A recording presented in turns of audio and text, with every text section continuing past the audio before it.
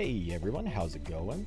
Just realized I set it to the wrong scene for the transition. I'm a pro, I swear by it. So, how is everyone doing? I see, weirdly, the YouTube interface is showing me no concurrence, but multiple playbacks. I love how YouTube does this. That's sarcasm. I don't. Anyway, welcome. It is November 24th. It's Wednesday, not Thursday. Thus, we are not upon the Thanksgiving Day yet. I don't know what else to say about it, but hooray for that. I guess. I don't know.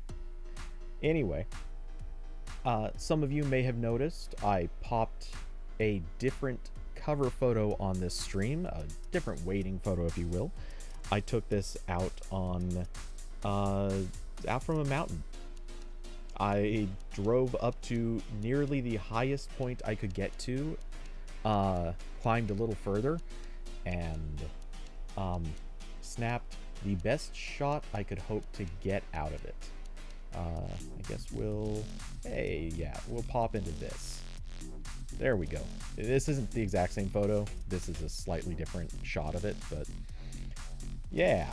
So, turns out I don't even live far from this. I can actually get up to this point in about, I think about 20 minutes, maybe 15. I don't know. No, probably 15. Oh wait. No, I guess it is probably about 20. Only because you have to drive kind of slow.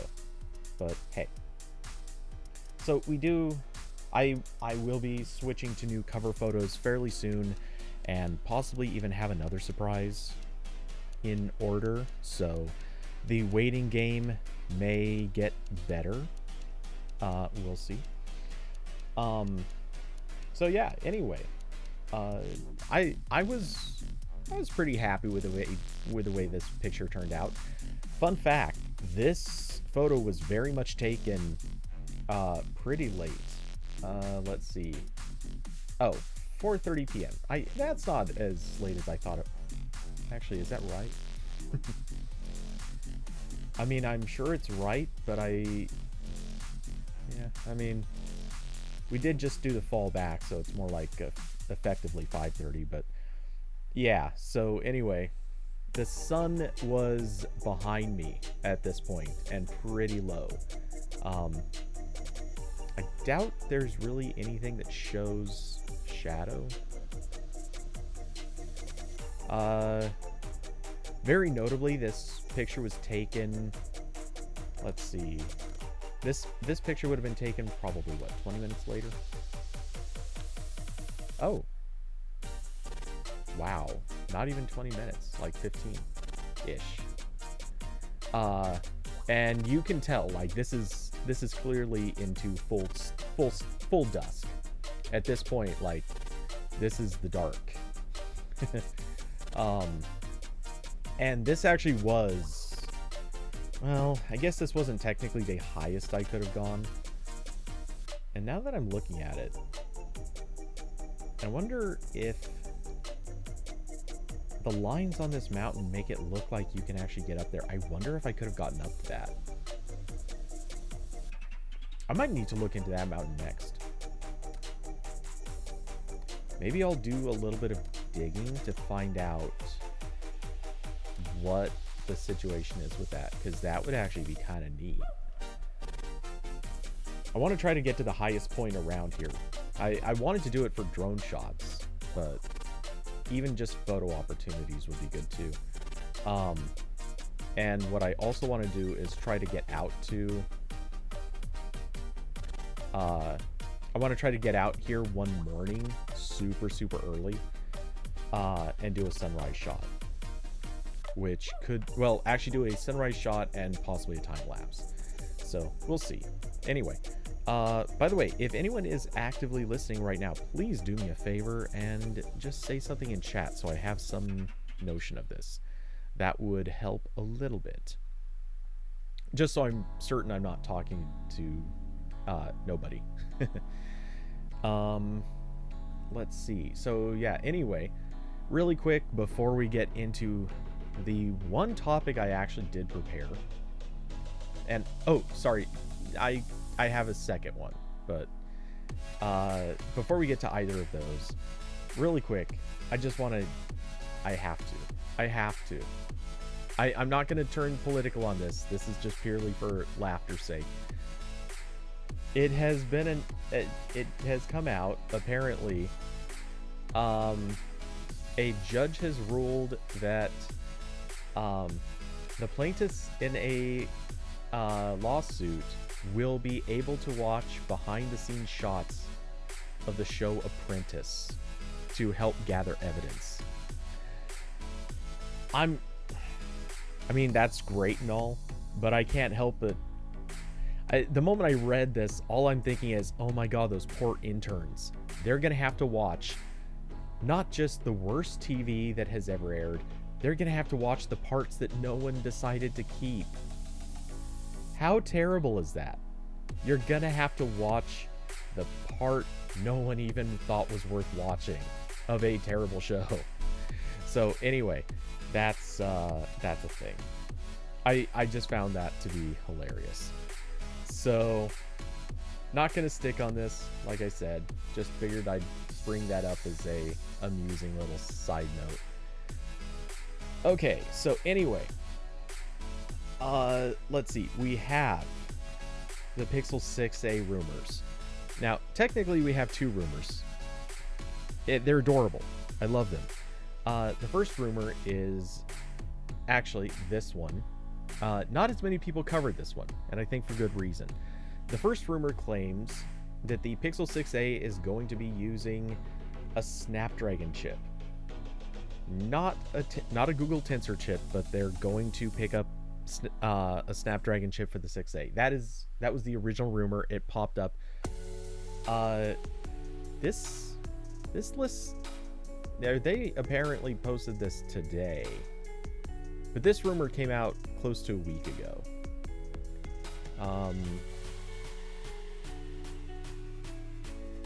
Yeah, anyway. Oh, wow, they did write this today. Okay, anyway, so it doesn't matter. The original rumor for this came out about a week ago. And then I think it was yesterday, the rumor came out that it would instead be a Tensor chip. Now, we'll get to the cameras in a moment, but rumor being that the 6a could use basically one or the other, Snapdragon or Tensor, which, golly, I don't think anyone predicted it could have been one of those two. So, we're doing good on this. The rumor mill has now established the two most likely options. We're good to go on this.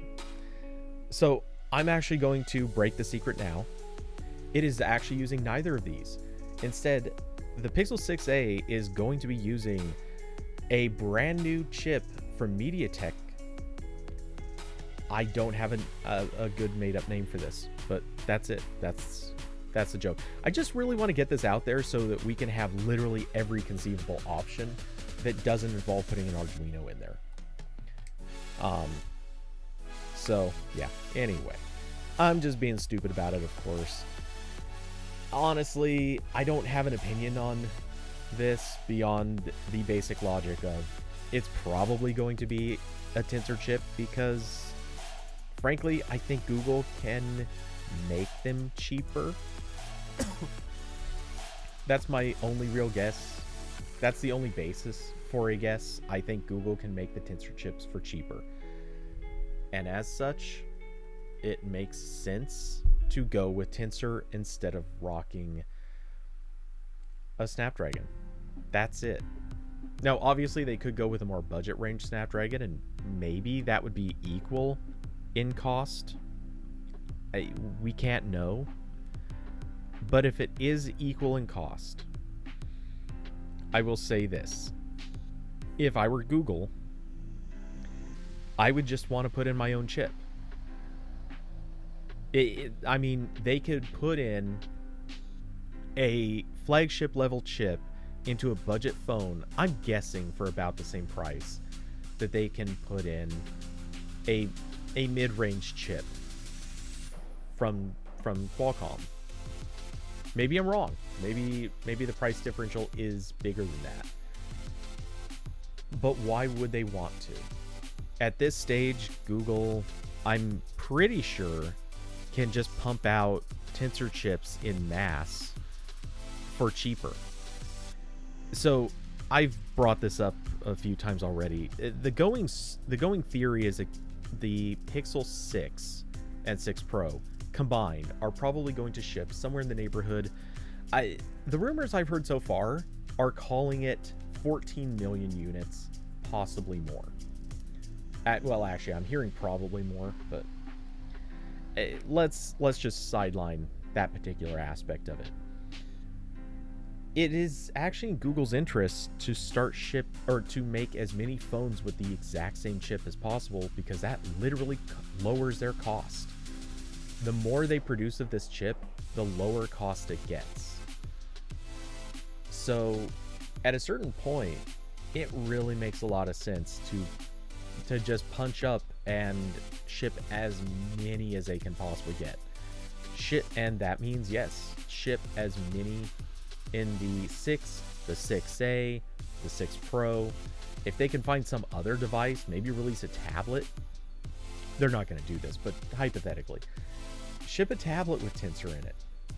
The more devices they can actually ship meaningful numbers of units in, the much better it's going to turn out in terms of just total unit cost for Tensor. So my thinking, yeah, they're going to push Tensor in this phone. I could be wrong. I'm just guessing. I'm just going by the logic of it, but right now, the logical move 100% is to push Tensor as the go-to chip. I really am talking to no one right now, I think. At least chat room has been quiet and my concurrents are showing 0. So I am surprised by this. Whoops. Switch tabs the wrong direction. So anyway, we'll keep going a little bit and see if things change. To be fair, I'm not sure what to expect since tomorrow is Thanksgiving. I know a lot of people took this week off. I know some people are traveling or even just took today off. So no one's listening at work, possibly. It happens. I was vaguely hoping a few people might listen on their car rides, but to be fair, who knows what time people are tripping. So anyway, I'll keep going, and if I don't see anyone in the next little while, I may keep this one a short one. Actually, I'll probably keep this one a short one either way, but we'll see what happens. The other topic with the Pixel 6a, the rumor mill has given us the theoretical camera lineup. Now, at this stage, we're talking about an 8 megapixel front camera. I don't think anyone is surprised or cares about this. It's not the most exciting or interesting camera. Hey, David, how's it going? Awesome. So I do have somebody here with me. Anyway, let's see. So yeah, we are talking about front-facing camera, 8 megapixel, nothing special. We knew that was going to happen. Duh. There is also, and all of this is from a teardown, a very perspective and perhaps accurate, but perhaps not accurate. If you know what details you're looking at, you know why I'm skeptical. Anyway, the two rear-facing cameras. Right now, the theory is one of them is going to be an IMX 363, and the other is an IMX 386. David, good. Not for long, unfortunately. Waiting to board a flight. Okay, so certainly hope you enjoy your flight. I'll let me know if you can. Let me know, and I'll or let me know when you have to take off, and I'll probably be conscious of this. We'll see what happens. Anyway, So yeah, the IMX 386, the second one, that's the ultra wide, and the 355, which is the front facing, are both the same cameras that they used in the Pixel 6. They are both pretty moderate in terms of megapixel count. Nothing too special there. And the Pixel 6 ultra wide, it is a decent camera. I mean, let's see, which photo was it?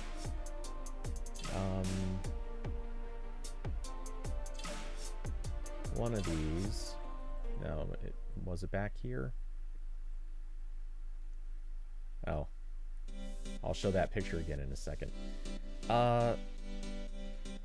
Yeah, this one. This was shot on the ultra wide. This was shot on the regular. And back to the ultra wide. Honestly, the ultra wide looks pretty good. Oops. I mean, oops. Oh, come on. Like, it's not the sharpest, it's not the greatest camera, but it's really not terrible.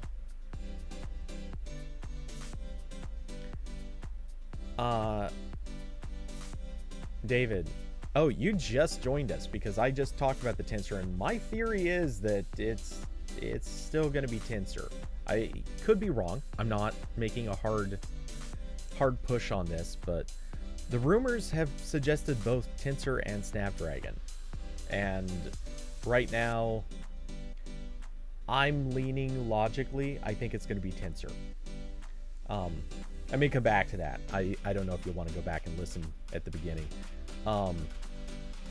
But yeah, I'm not feeling too bad about the ultra wide. So I'm okay if that's the camera that if they put the ultra wide in there. Now, the other part of this rumor also claims that they're going to be using the Sony IMX 363, and that is the same sensor that has been in multiple Pixel phones already. It has been done. It's a good sensor. It's not a great sensor. It's definitely been a workhorse for several years.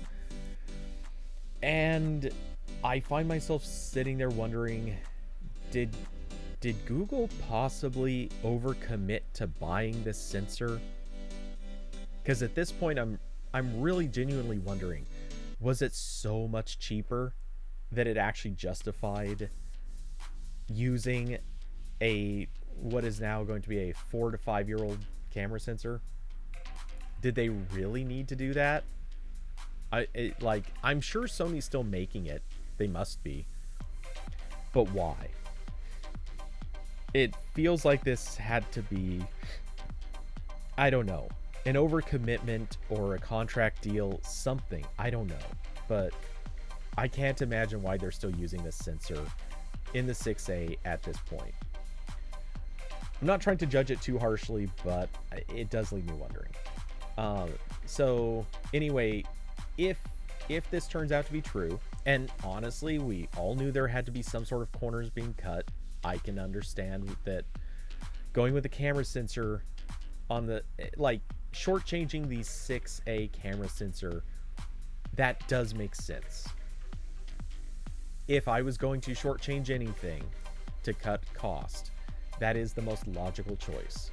It sucks to say that, but yeah, it's probably what I would have done too. So if this all turns out to be true, the Pixel 6a probably not going to be the go-to for camera purposes, but otherwise it looks like it's still going to be a pretty good phone. This is such a solid we'll see sort of thing, but I don't know. We'll have to find out.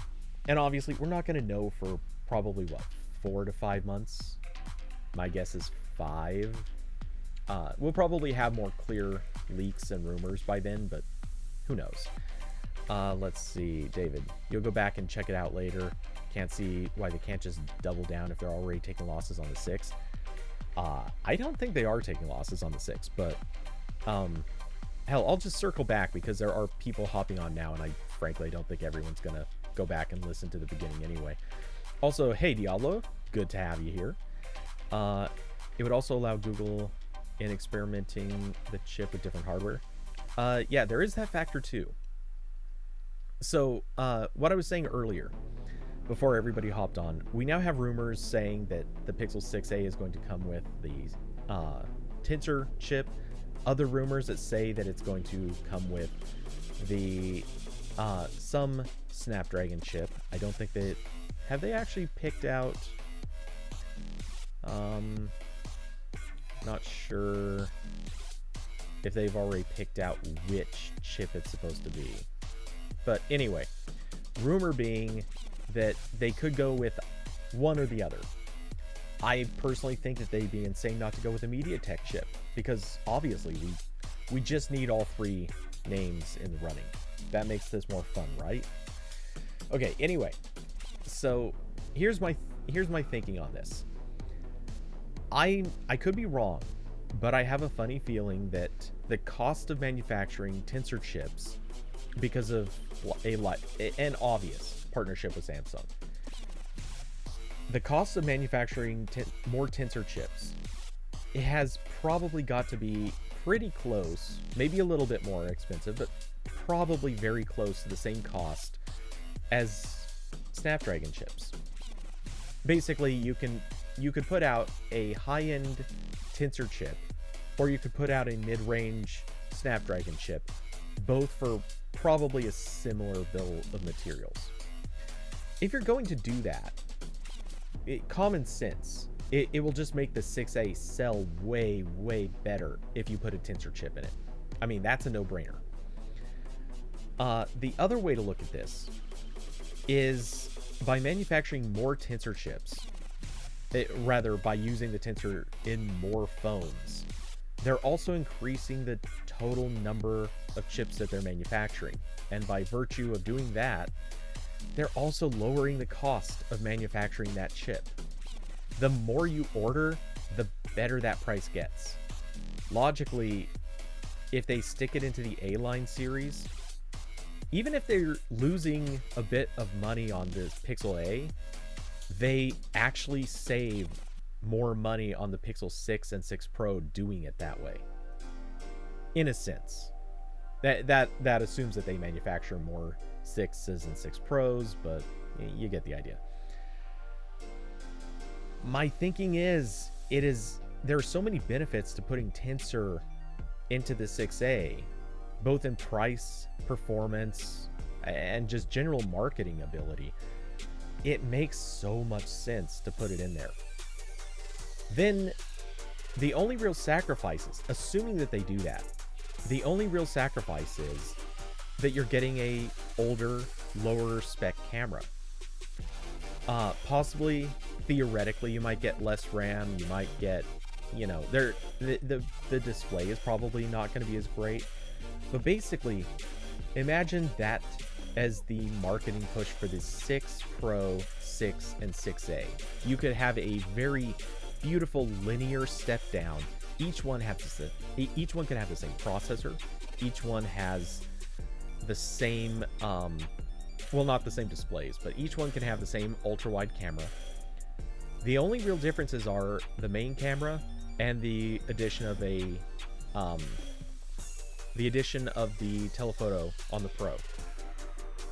Obviously, there are other differences, but those being the really significant ones that motivate people from one model to the next. Let's see. Diablo said, yeah, the complaint of the 4A was slowed down after a couple of months. Wonder how long the Tensor will last. Good question. Honestly, I don't know. For what it's worth, I imagine the 4A slowed down more probably due to the memory controllers. I don't know. Was that ever confirmed? What caused the 4A to slow down? I know I'd heard the same thing, but I'm not sure if that was a memory controller issue or something else. Let's see. David said, do you think the 6A with old camera but Tensor would eat market share of the regular 6? The reality is, the Pixel 6A, no matter what, Sorry, I shouldn't say no matter what. Let's just say as long as the 6A is cheaper than the 6, they could literally put a MediaTek processor in there, a crap camera, all the garbage, just total garbage specs. A, it will sell to a few people. B, by selling to those people, you will cannibalize some sales of the regular 6. It's going to happen no matter what. If you sell a Pixel phone that is cheaper than the 6 and is newer, there will be people who buy it. And I know this all sounds obvious, and you're talking on a larger scale, but frankly, I don't think people are rushing to buy this. Or sorry, if people wait 6 months or so to buy the regular 6, they probably weren't going to buy it anyway. They're waiting for the 6A because they want a cheaper phone made by Google. So, I mean, if they were to put the 6A out with a Tensor chip, yes, it'll eat sales from the 6, but not many. I don't think it would really impact the 6 in any appreciable way that wouldn't have happened if you just put totally different specs in there. So I think it'll be fine. I don't think that they lose anything by doing that. The only question mark in my mind is if I'm right that the Tensor chip would cost Google less to manufacture, or sorry, not less, but approximately the same as a mid-range or upper mid-range Snapdragon chip. If that's the case, I just don't see a reason Google would not want to put Tensor into all of the phones. Also, funny enough, it would be a really big motivator in my other theory that down the line, somewhere in the future, I think Google wants to become something of a chip maker or a licensor, maybe. And I think there is a logical reason that they might want to say, hey everyone, would you be interested in putting some of the Tensor technology in your own chips? How would you like to have a bunch of good high quality AI in your chips that can run our software and your software way better than anybody else? That to me is a really good motivator. It pushes the line for a lot of stuff. So anyway, this gets, by putting it into a mid-range phone, I think that would get a lot of people talking about Tensor being perfect for all markets. Let's see. That being said, the other angle on what you're bringing up, would old camera with Tensor eat market share in terms of like competitiveness? 100%, yeah. Again, if anyone's waiting that long to buy a phone, they're probably waiting for the 6A, and it doesn't matter what's in the 6A. But more importantly, I think by putting Tensor into a 6A, you're eating market share from Apple. You're eating market share from, well, Samsung. You're eating market share from all the companies that are going to be putting mid-range chips into mid-range phones. If you can put a high-end chip into a mid-range phone and keep that price low, you're killing the market in a beautiful way. You're doing exactly what everyone else would want to do, but they don't want to because they don't want to lose. They don't want to sell something that cheap, high-end, that could possibly cannibalize a high-end market. So, hypothetical, if they do release the 6A, and let's say hypothetically $399, or even if they can get it to $349, holy crap, but let's say $399. So theoretically competing with the price of an iPhone SE 3, and Samsung's A50 whatever, I guess. I'm not really sure what the name or model numbers are going to be on those, but whatever. You get the idea. Holy crap. Yeah, if all you're losing is the camera quality, probably a bit of a cheaper body, and I'm going to guess a smaller screen? I don't know. Whatever. Holy crap. Yeah. That instantly becomes the phone to get for anyone who doesn't super care about the camera. That is your instant, like, not death blow, but like you upset the market in a way that no one else would expect or really try to compete with. So if they can do it, and I don't know, maybe they can't. Maybe putting 2 A1 cores into a chip is making it too expensive to make this realistic. Or maybe there'd be a battery life implication, and so, you know, they would have to make the phone bigger or something. I don't know. There might be other factors here, but if they can do this and make it competitively priced, which obviously that's the point of the A series anyway. Make it really competitive pricing. If they can somehow put a Tensor chip in there, honestly, I think that sells itself. So many people are going to look at that and think, wow, that's a really bold move.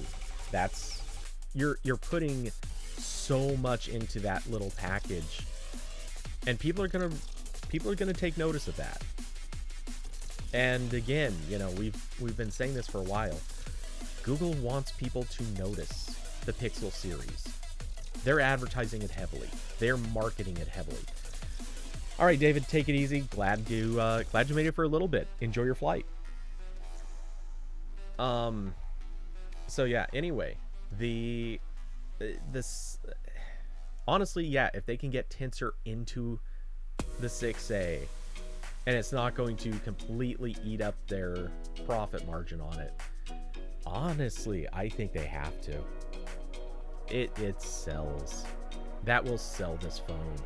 I mean, it's not that Tensor is some amazing powerhouse of a processor, but it can offer something that's not there with other chips, and that's a pretty motivating, compelling argument for it. Small part of me does wonder if there's a possibility it could be a scaled down Tensor chip. I don't think they would do this, but maybe. I don't know. I don't think that's a realistic thing, because I think they would lose all of that all of the cost savings that they would have gained from manufacturing the exact same chip for all the different phones. But I mention it just for the sake of mentioning it. Not gonna talk on it though. Let's see. For sure, the A series always sold much better. I don't know that we actually know that. I know it did with a 3A. I don't think it did with I'm not sure if it did with a 4A, though it should have. The 4A versus the 4, man, the 4 was a bomb. So yeah, it must have sold better than that. The 5A did not. Well, the 5 sold like garbage. The 5A, I think we can safely assume, didn't sell very well either.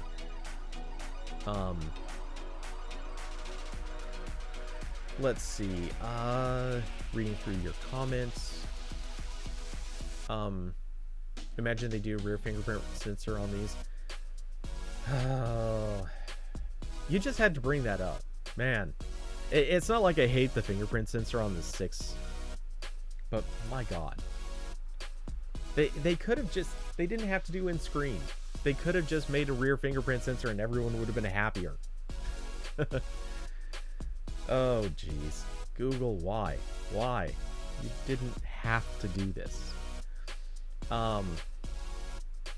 Anyway, so let's see. You say also a 5 body with a Tensor and call it the 6A possibly would be even great. You know, just for style and marketing purposes, I think they're gonna do something that is very similar to this 6 body. That way, one, it's just a stylistic choice. Like, that's now the brand of their phone, is to fit that look. But 2, I think now that this, well, I'm trying to think of a way to say it that doesn't sound like it's the exact same thing I just said, but I kind of feel like they aren't going to want to go backwards in style and look. There may be no real reason to make the 6A look like the 6, but I mean, we are talking about a phone that kind of just inherently benefits by looking like it's like upmarket brothers. So anyway, let's see. Okay, there's David going. Super glad that cheaper phones just get much better every year. Yeah. I mean, I don't think anyone really saw the 6A becoming a super viable phone necessarily. Like, people have mentioned it, but I don't know if that was really something that everyone looked at and said, oh yeah, it's definitely going to happen. But the mere fact the rumors are already perking up with this kind of hints that it might actually be a thing. Who knows? So yeah, let's see. Trying to think if there was really anything else to say on this. I already talked about the cameras, which I don't think is saying a whole lot more, or I don't think there's much more to say on that. Pretty much just to do the micro recap. I think we all expected the front-facing camera and ultra-wide to be exactly the same as the Pixel 6. A lot of people naturally would have assumed that we'd also get the main camera of the Pixel 6, but obviously, if this rumor is to be believed, that would imply that they're going with the old main sensor from the previous Pixels, and if that's the case, oh, why? You didn't have to. If anything, I just wish they would have gone with a better Sony sensor, because I'm sure there is one. But okay. Diablo, the only sucky part is that the headphone jack is getting more extinct, but you think everyone can get cheaper wireless or Type-C headphones. Yeah, the price of Type-C headphones is, the price of wireless, like true wireless earbuds and stuff like that, it has gone so far down. Not to say that they don't still have super expensive models like these Klipsch earbuds that I am working on a review for, I swear, even if it's taking me forever. There's a lot, but there are a lot of really low cost budget accessible models out there that are pretty decent. Are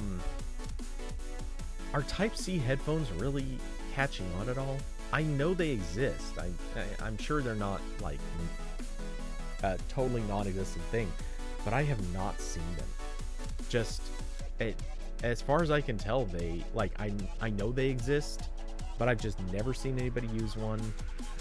I don't see them ever really being marketed.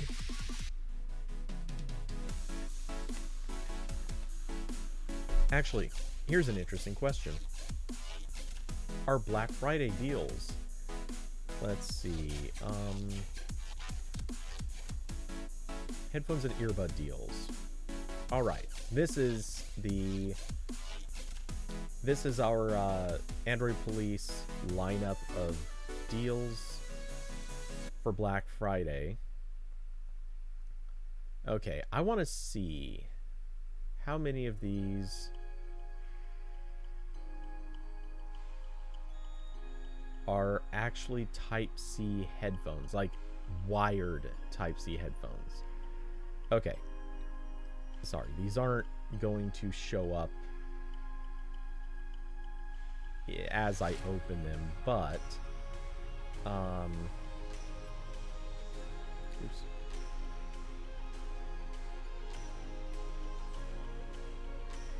Okay, so the Bose Quiet Comfort 35 2s. These, oh wow, That's a micro USB port up there. And that's a regular headphone cable there. So these, I would say, are not Type C's.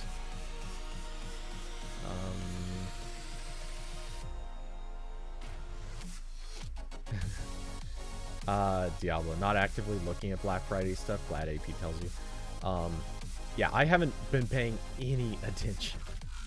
I mean, none to Black Friday deals. Okay, so let's see. The Bose Quiet Comfort 45s. Pretty sure these are going to be the same. Looks like they do at least have the Type-C port, I think.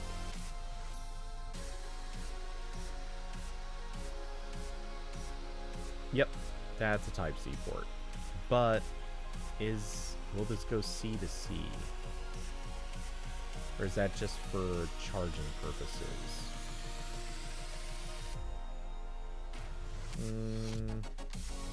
Connectivity, wireless, Bluetooth. Where do we have?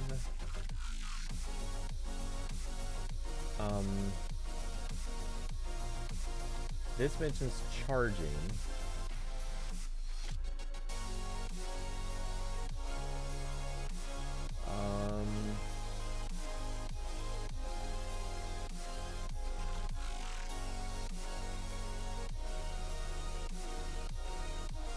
Let's see.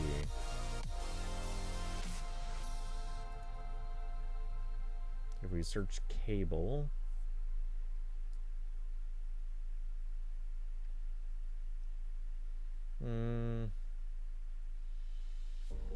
okay, come with the USB-C cable, can be used to, you can perform updates.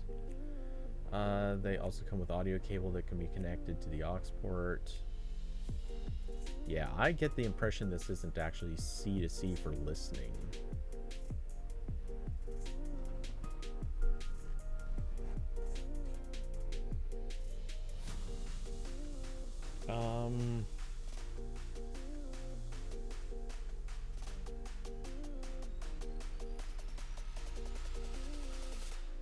Yeah, look, I mean, hard to tell with certainty, but it doesn't look like it. Which is kind of a bummer. Legitimately, that's surprising. Let's see. Okay, I'm too lazy to look through all of these, but well, I guess I should look at least the Sonys. Let's see let's try this one.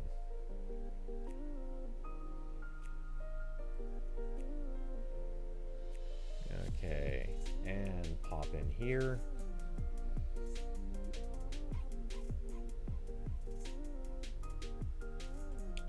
All right, scrolling down. Oh wait, I guess I should look at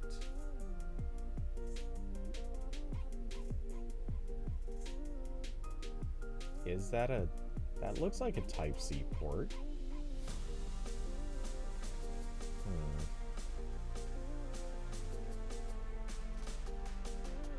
All right.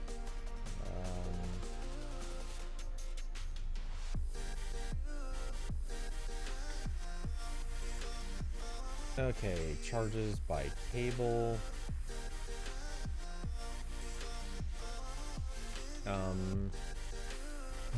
Short USB cable for the price. Well, they're not wrong with that. Okay.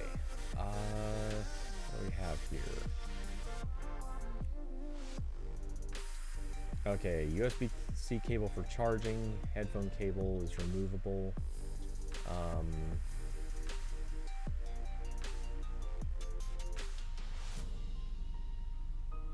Why do regular USB-C cables not work for charging? Only the included cable works? Yikes.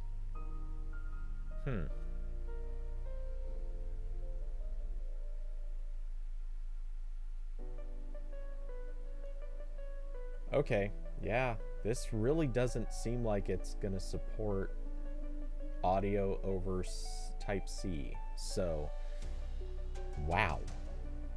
That seems not great. Okay, so that kind of answers that. Ish. Diablo, not ready to shell out much this year? Yeah, I'm in the same boat. No question. So, yeah, I feel like Type-C headphones are still not really that much of a thing. I know they're there, just I think they just haven't really caught on that heavily. So anyway, what else was I going to say?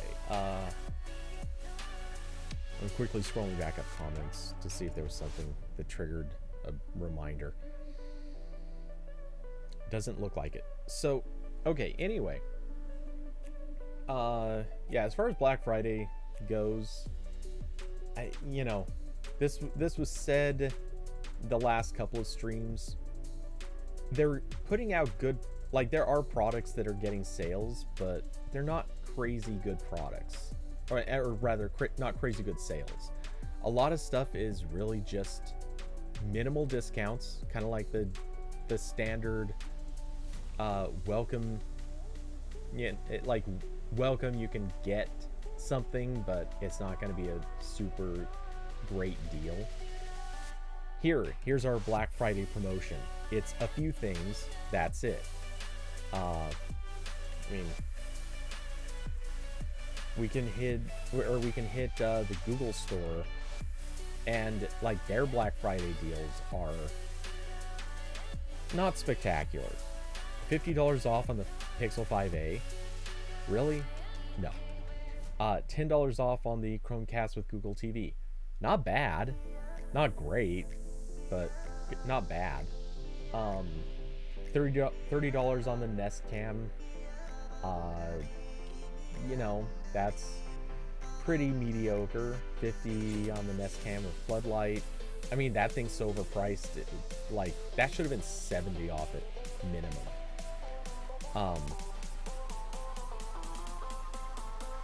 You got your credit from Google and used them to get Nest Audios. Did I ever get that credit from my purchase? Where do you look for that? It comes back to your Google Pay account, doesn't it?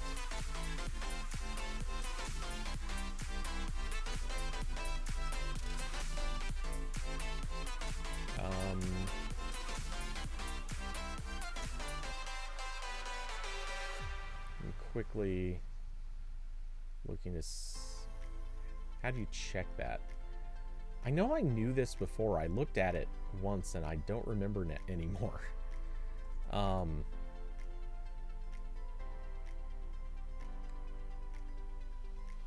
Yeah, it gets you store credit. So where do you see your store credit?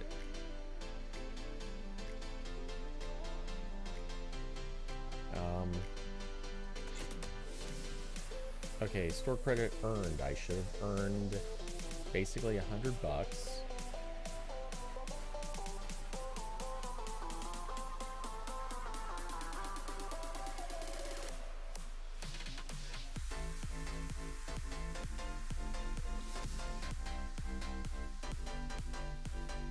My total credit.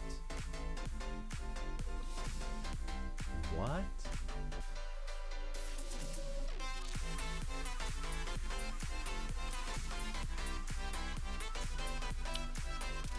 It says my total credit is $9.90.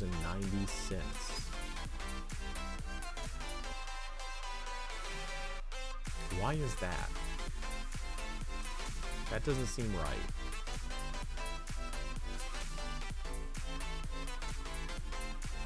Do they only give it to you in installments or something?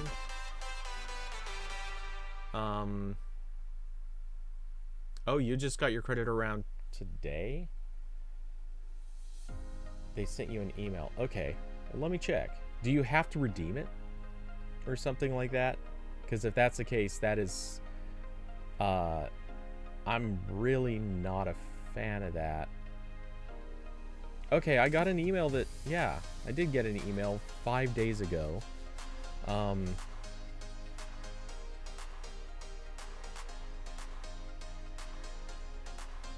Okay. Yeah, this doesn't make sense. Okay, let me check this order number real quick and figure this one out.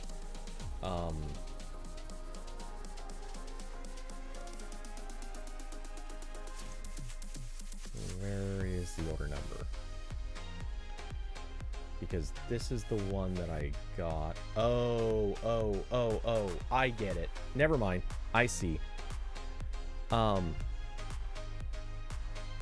right, that totally makes sense. Why does that make sense?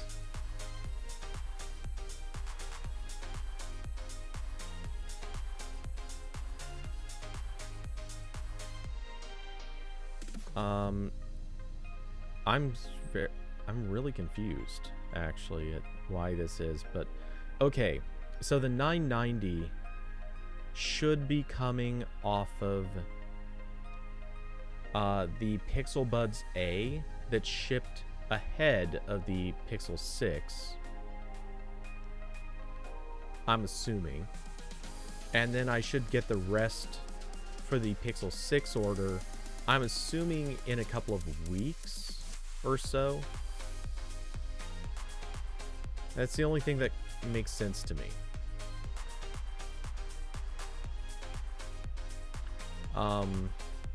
Yeah, I suppose more could be coming tomorrow, but I'm assuming that the separation in time between the Pixel Buds A shipping and the Pixel 6 Pro shipping, because those came... Let's see, am I doxing myself if I share the screen? Don't think so. Okay.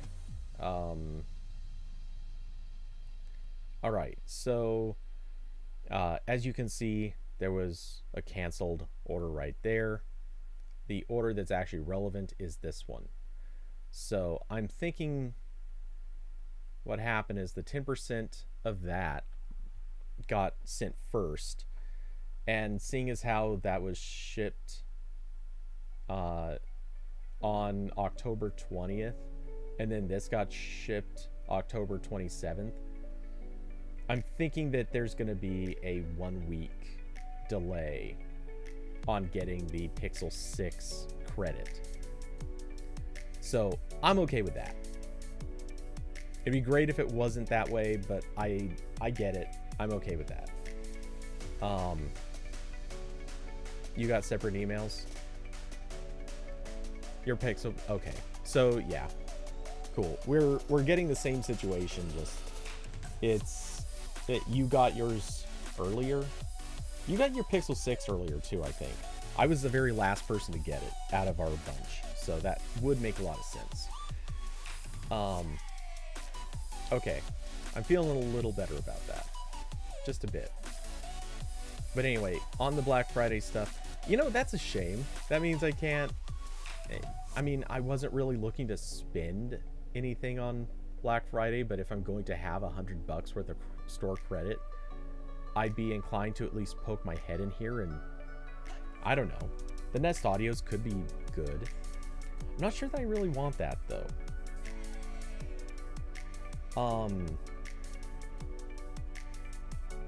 What? Is there anything I would get? Truthfully, I'm not sure there is. I'd probably just save it for next year. I can't think of anything I would want to get. And next year, I bet it's gonna be a better set of deals. I don't know, we'll see. Out of curiosity, Pixel 6 Pro. I just want to peek at the accessories, if they have any. Oop, whoa, like that. Do its thing. Come on, there we go. Pixel 6 Pro. Can you get to accessories through this page? I honestly don't remember. You know, we'll just fast scroll down to the bottom.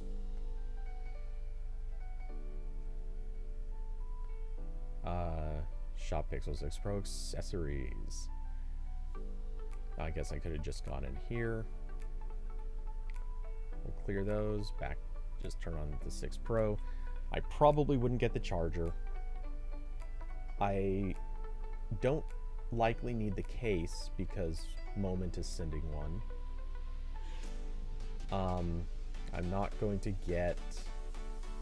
I haven't even opened the box for the Pixel Buds A. I'm not going to ever use them. I'm probably going to try to sell them. No need for Stadia. I'm not going to touch wireless charger or the headphones.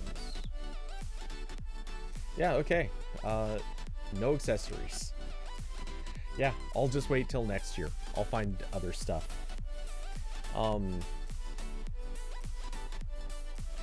You hope the new Nest Hub Max and Wi-Fi 6 from Google next year? Yeah, that would be good. We do need... I think... Well, so I'm not against any of their Nest Hubs as they are.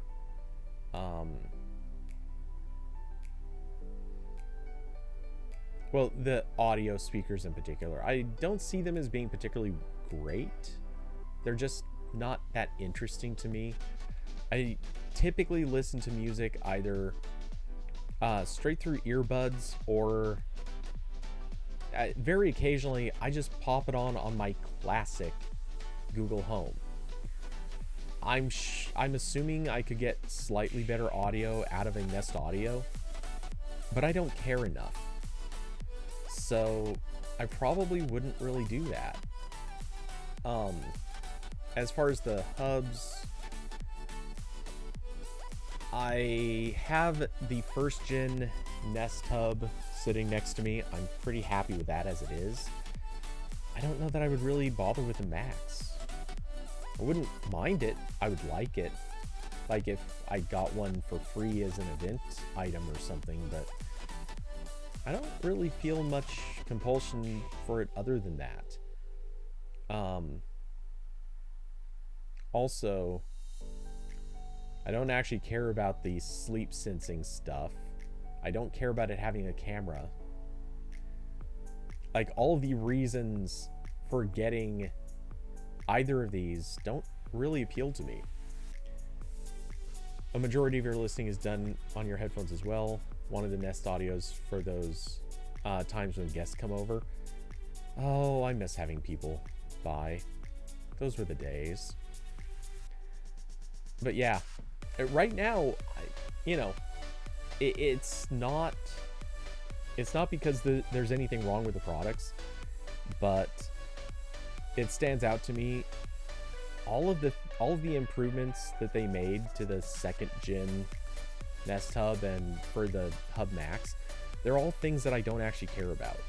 The only thing I might want out of the Hub Max is the physically larger screen, and frankly, that where I have mine set up, a larger screen would actually be bad. It would get in the way. So I'm kind of actually really happy with the way things are.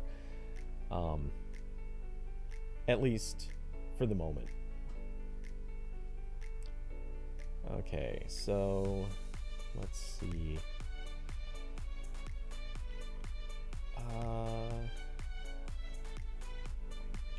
Oh, hey. Not that this super matters, but I'm just... No, damn it. I just got notifications that an Amazon subscribe and save order shipped, and I wanted to make sure it included everything that I expected it to include. But I don't want to click through as much as it takes to do that, so I'm not going to bother right now. But anyway, going back to Black Friday, I don't know. I feel like what we're seeing is a lot of mostly uninspired stuff. It's the same things that go on sale several times a year are all going on sale. So there's no surprise there. Hey, look, more Fire TVs, Fire HD tablets, the Echoes. We don't need this unless we already... some people may need it, but chances are you could have already gotten it on a better sale. I'm constantly seeing the cost of smart plugs and bulbs on sale. I think I've seen the Lenovo Smart Clock 2 on sale several times. Nest Hubs, Nest Wi-Fi. Well, actually, I don't know how much Nest Wi-Fi goes on sale, but you go down the list and it's so much stuff that is always on sale. Who cares? Like, that's fine.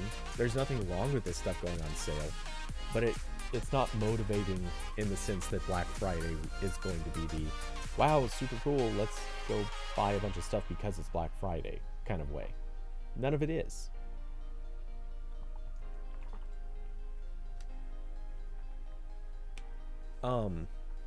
You know, don't get me wrong, I'll keep my eye out tomorrow or sorry, not tomorrow, on Friday. I keep forgetting that we're still technically 2 days from Black Friday.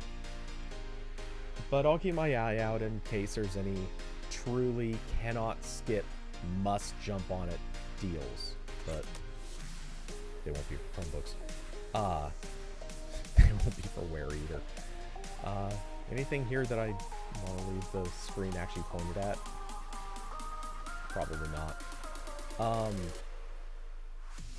Yeah, I don't think there's going to be anything worth jumping on. Let's see, what else is there? Oh, the other topic that I wanted to hit, and feel free to provide other suggestions, because I really only came prepared for kind of 2.5. Though, you may have noticed this, I did actually open the show with this. Maybe we'll pop this back on for one more quick flash of it. Yeah, I opened the show, actually, I think it was with this image. Shot this basically at dusk, or close to dusk. It was like not sundown, but it was approaching. And this was shot on the Pixel 6. It's not the greatest picture. It's certainly not, but I like it. I think it turned out pretty nice. Kind of just dig how much like the clouds or fog or whatever you want to call it, like how much it's settled into the valleys here. That I love the look of that. I want to get out there some morning on this spot or something close to it, and I want to just try to catch it as the sun is coming up over the horizon, and hopefully it's just nothing but fog completely enveloping this valley. That would be awesome. Anyway, so it's my goal for somewhere in the next week or two. Hope, I think.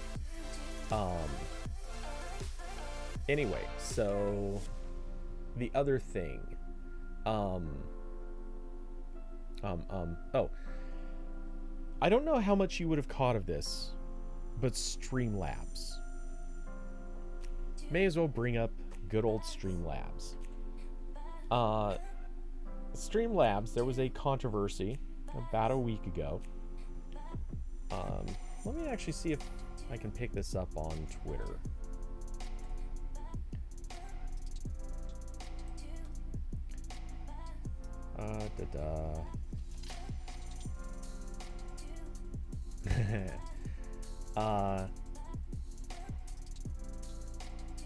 Okay, well, this is OBS's response to the story, but Streamlabs recently kind of got themselves into a lot of hot water. Basically, it has come out that they've been really unsupportive of OBS development. They, of course, use the OBS branding branding and name in their Streamlabs Streamlabs OBS project, otherwise known as Slobs. And they straight up stole a layout, design, and actual text from a competitor. Let's see, I'm not sure. Diablo, I'm assuming you probably have heard about this, so I don't know how much of a recap is necessary, but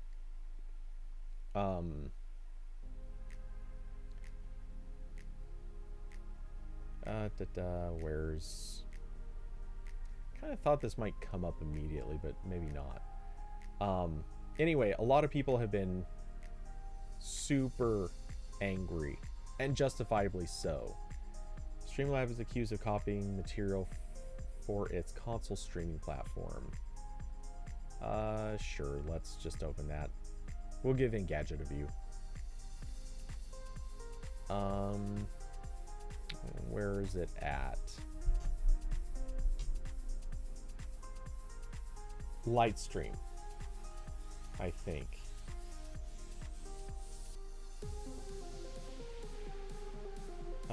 Is this gonna be the one? Yep. Okay. Yeah. Lightstream is the competitor. Streamlabs straight up copied the website.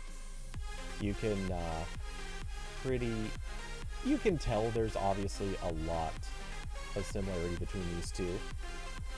There on the left, yeah, there on the left is Lightstream. On the right, that is Streamlabs. And yep, exactly like you said, they have a history of stealing stuff or copying stuff in kind of shameless ways. It goes so far as, let's open these up in larger quality.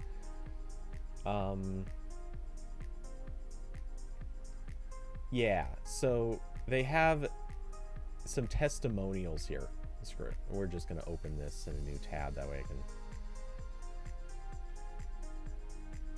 Okay, so, for example, Lightstream. They actually have a testimonial here that reads, "Lightstream is literally one of the greatest things I've ever discovered. Thank you so much for making it so easy." Then you go over to the one Streamlabs has, and it literally reads, "Streamlabs Studio is literally one of the greatest things I've ever discovered. Thank you for making it so easy." Or sorry, thank you so much for making it easy. Like, oh, technically they did change one word. But yeah, like they straight up copied the site. There's marketing copy in here that looks pretty close to identical. Oh, actually, yep, very identical. Remote control from your couch. Lightstream's version starts with create different preset scenes so you can easily change blah blah blah. You come over to Streamlabs, create different preset scenes so you can easily change blah blah blah. Yeah, it's identical.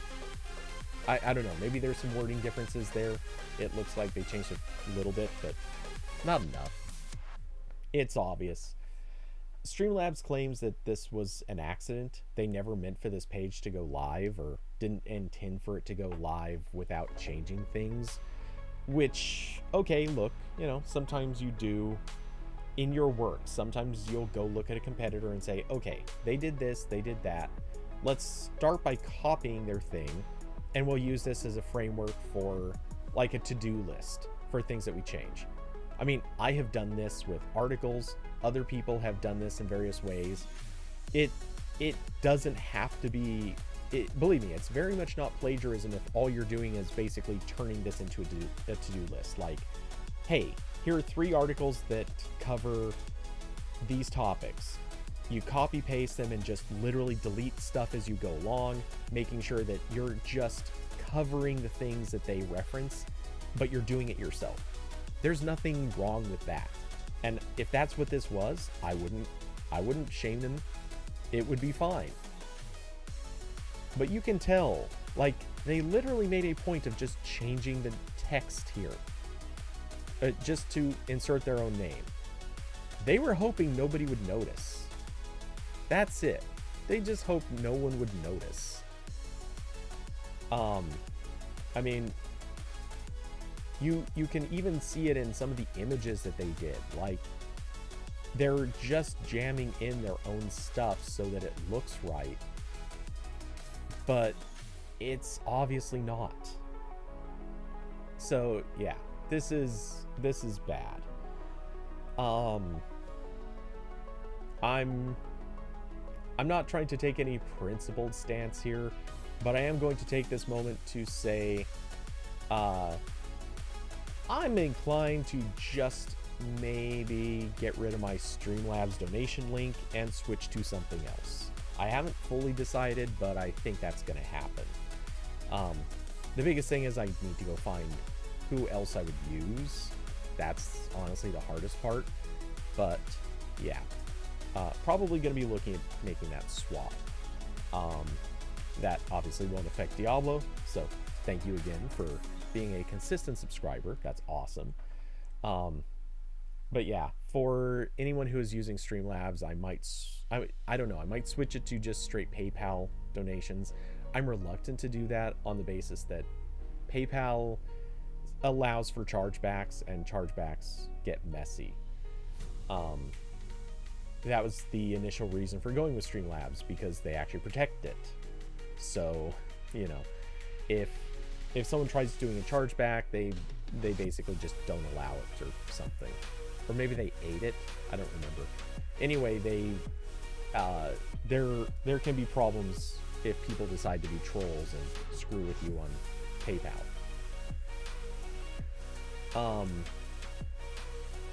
Anyway, so with that said, as I scroll down, I see people saying, hey, instead of using Streamlabs, just use OBS. Already there, guys. Already there. I actually did use, way back early on, I did use Streamlabs for like 3 or 4 weeks. I didn't like it. It was okay. It wasn't terrible or anything, but there were things I really didn't like. It was, to me, weirdly harder to use. I know a lot of people find it easier to use. I just didn't. So yeah, I'm much happier with OBS. Also, since I already knew I was going to be mostly on a Mac, Streamlabs is Windows only. Like, it was kind of a no-brainer. Like, I'm just gonna try to make it work with OBS, because that way I could use any hardware. That, of course, was preceding Apple Silicon, which has completely changed that story. I can't really use OBS on Apple Silicon. Hurry up, guys. I need ya. We'll see how quickly that ever happens. I'm sure it will. It's just moving slow.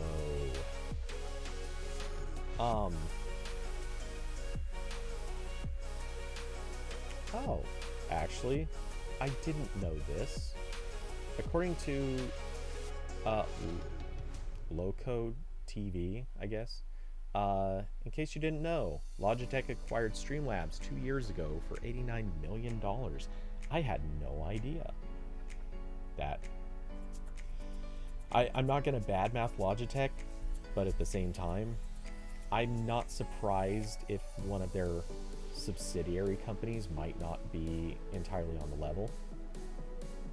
That's, you know, doesn't seem completely surprising. It's kind of like when an Amazon subsidiary company does something that's not quite on the level. It has a way of happening. And yeah, no hate on the parent company per se, but the parent companies have a tendency to not necessarily be diligent about the behavior of their subsidiaries. Anyway, so yeah, that was pretty much what I had to say about Streamlabs. I'm looking at switching away. There might be a better option out there anyway. I'd like to think there will be, so I'll look into it. I'll be looking into it. Also, as much as I know that I should, I haven't been using any of the Streamlabs, like notifications, elements, any of that stuff. I should be, but I haven't gotten to it, and I'm not sure how much I care, so what I might do, I kind of actually want to look into my own thing. That would probably be better if I just built my own thing that could, well, maybe not build my own thing, but find a project. There's got to be a project out there that does something like this. out of curiosity, alternative to Streamlabs notifications, I guess. Muxy. Well, let's see what Muxy is. CodyBot. I started CodyBot for a few reasons. It's there and it has the framework to do a couple of other things, but I don't have anything in there immediately for this kind of stuff. But I could.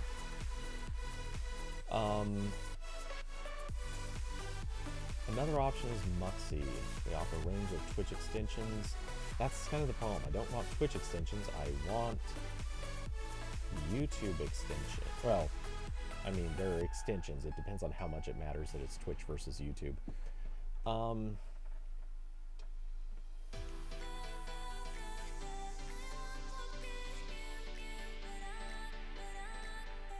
Looks like they're very Twitch oriented. That may not be the best solution. Searching YouTube in their page does not come up with the results, so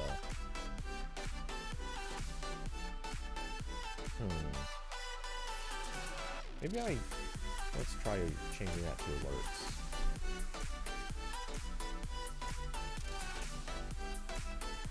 What does Reddit say? Reddit should have some options.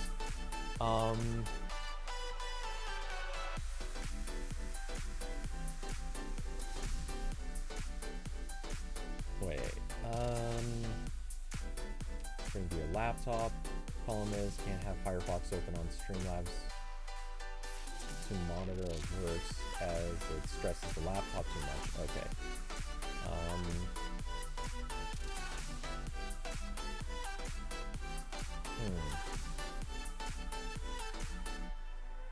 Okay, that's not really answering my question.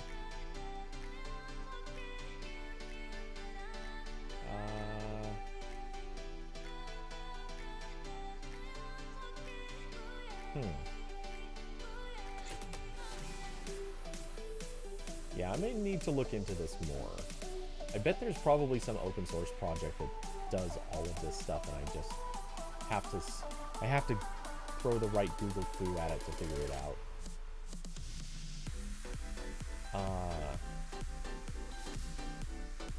Better, I suppose I could just keep using them because it's not like that costs anything. And I could direct donations through another service, and there's probably some way to link that up to Streamlabs. That'd be okay.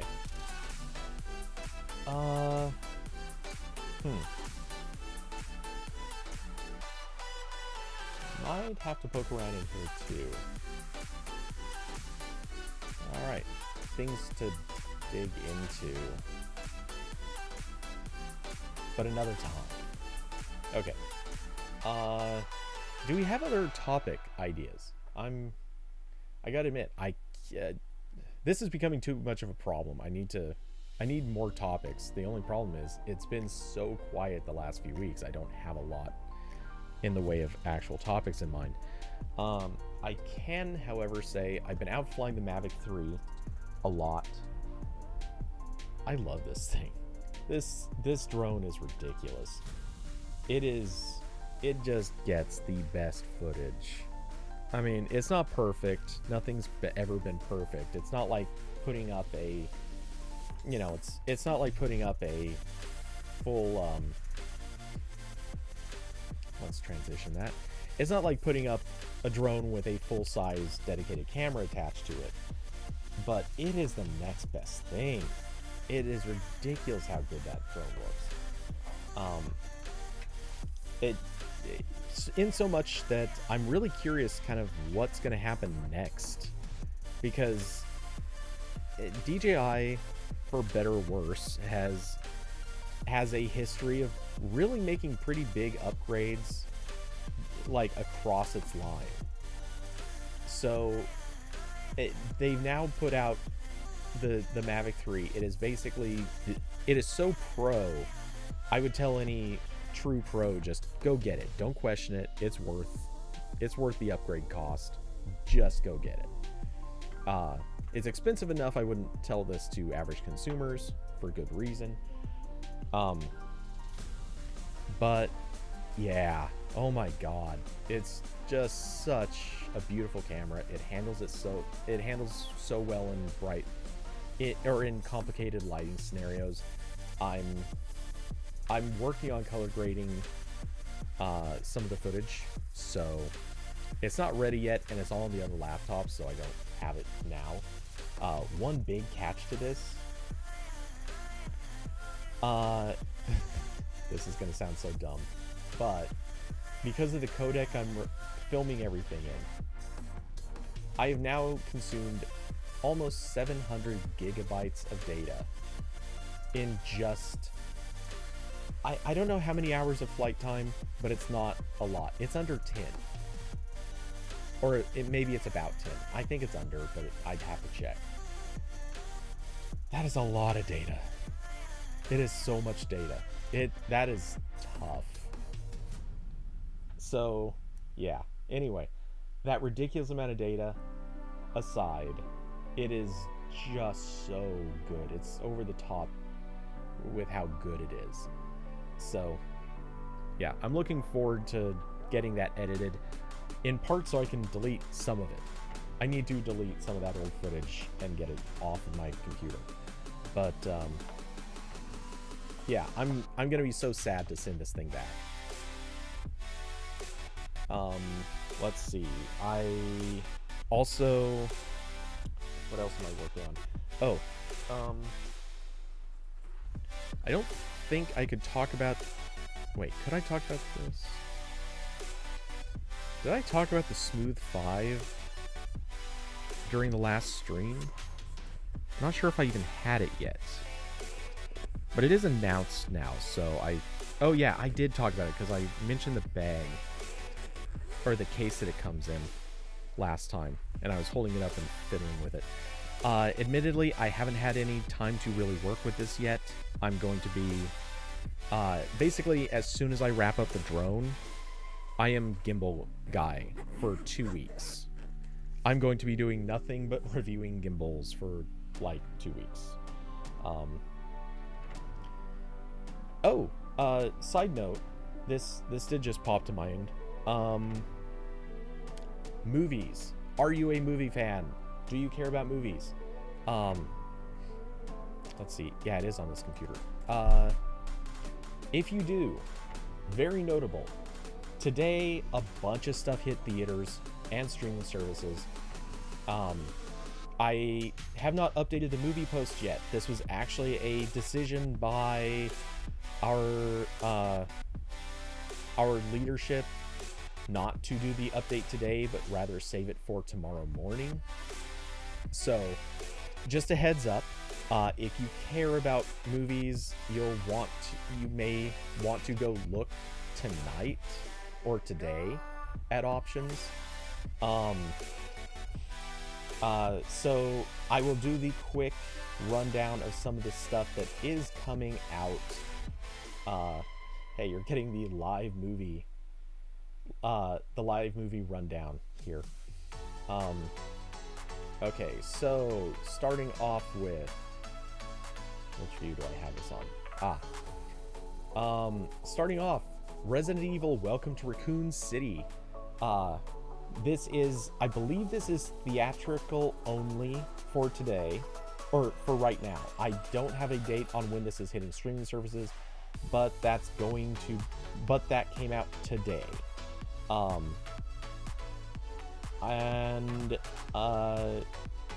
Let's see. I had looked at the cast list, but I kind of forgot about it. But Hannah John Kamen, she was the star of the show Killjoys. She was also in, which Marvel movie was it? Ant-Man and the Wasp, I believe. So she's awesome. Do I know Kayla Scodelario? I feel like I know her from something. I just can't think of what. Robbie Amell? Is he Stephen Amell's brother? Because he's gotta be. Interesting. What's she been in? Oh, she was in Maze Runner. Okay, I remember her. I liked her. Pirates of the Caribbean, Dead Man Tell No Tales. Okay. Cool. Alright, good for her. And, alright. A lot of familiar faces in this. So, I'm looking forward to this one. Oh, Tom Hopper. He was in Black Sails, I believe.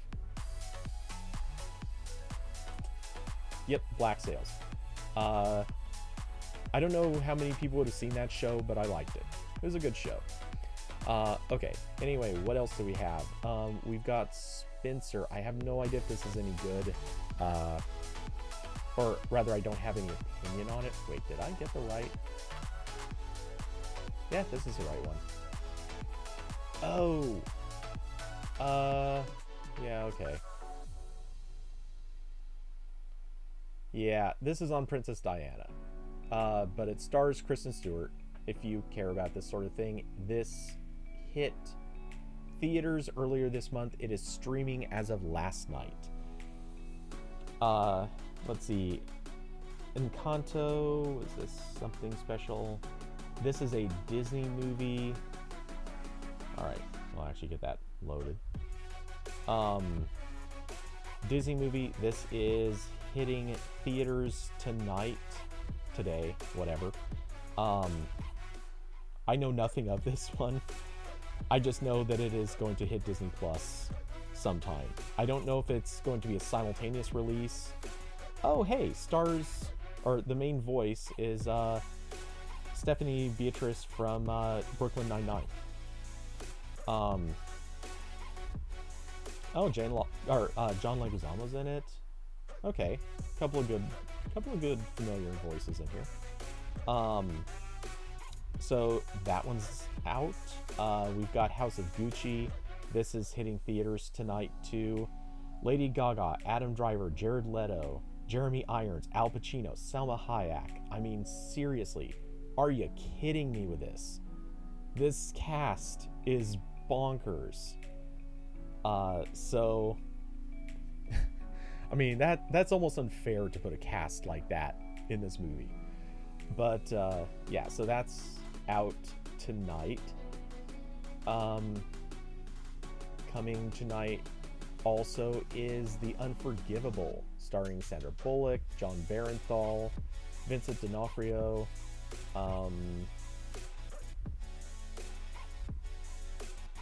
Okay, we're not loading cast pictures? I guess not.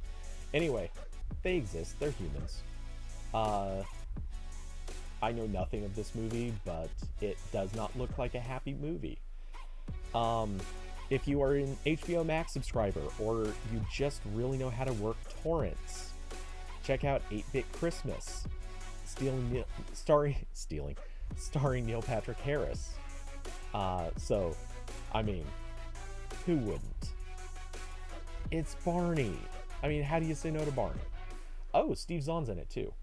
Did I miss him? Oh, he was further down in my cast list, that's why. Also David Cross. Let's see. Netflix has Robin, also coming out today. I mean, seriously, there is a theme here. Everything is coming out today. Oh, my mouse my mouse moved for a minute. I don't know anything about this one. Obviously animated. Make your decisions as you will. Let's see. The Shuru process. I don't know how this is being released. This could be theatrical. It could be streaming. Let's see. I don't think I recognize some of the faces. Oh, Eric Roberts. Know him.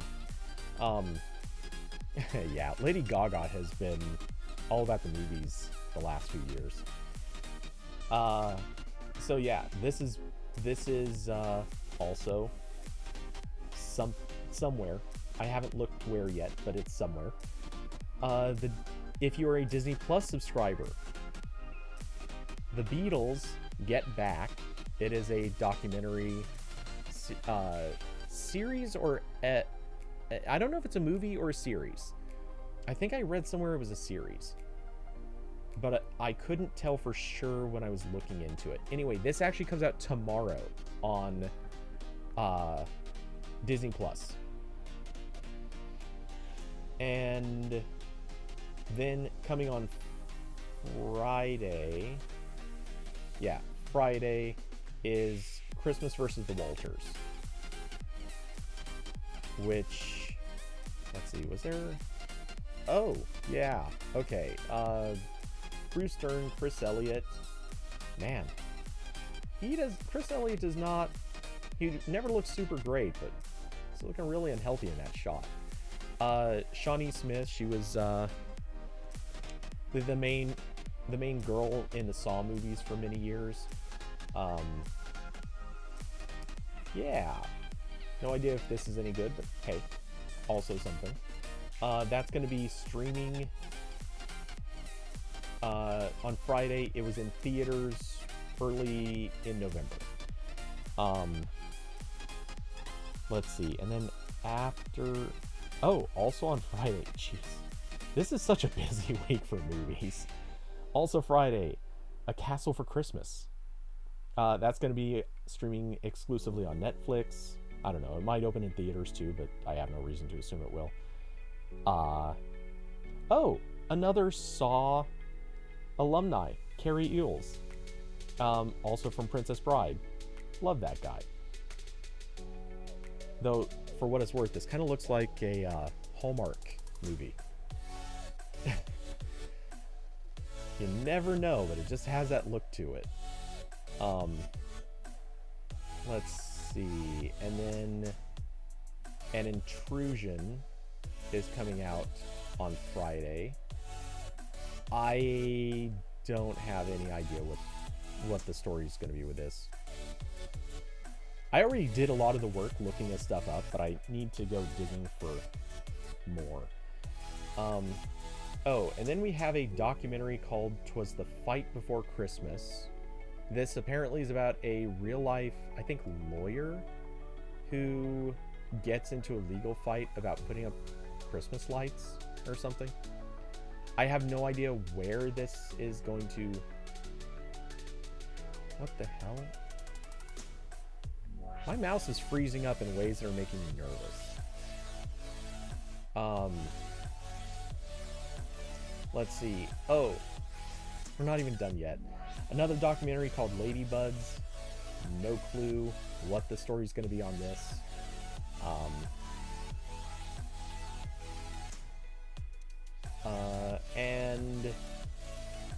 And then coming definitely to theaters is a documentary called Ayer, or Ayer. I'm not really sure how to pronounce it. Anyway, so... Oh, and that's going to be in Spanish. Wait, did I? I don't think I had that down in my notes before, but I'm adding that. I have nothing against things in other languages, but for the most part, I either try to note it in my list or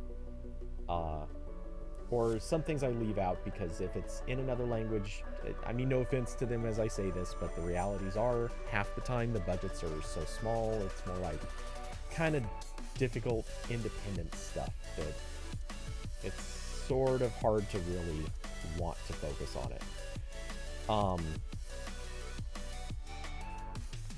Let's see.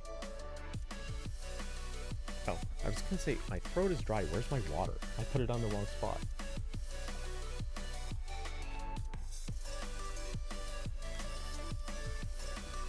Alright, so yeah. And how many movies is that? 2, 4, 6, 8, 10, 12, 14, 16 movies. Most of which are opening today. In some way, shape, or form. Either streaming or theatrical. That is insane. I mean, it's basically the full week of movies, but there's probably a few I don't even have yet. I still have to go through the list and pick up the added stuff. So yeah, for real, if you need stuff to fill your time this week, you've got it. There's going to be so much to watch. And it's actually, like, not all of it, but there's a pretty good list of things in there. I mean, I'm not going to watch it in theaters, but I do want to see Resident Evil. I know I'm probably going to end up watching... I might watch House of Gucci. I'm going to end up... Well, I need to look at trailers for a couple of these, but I'll probably watch 8-Bit Christmas.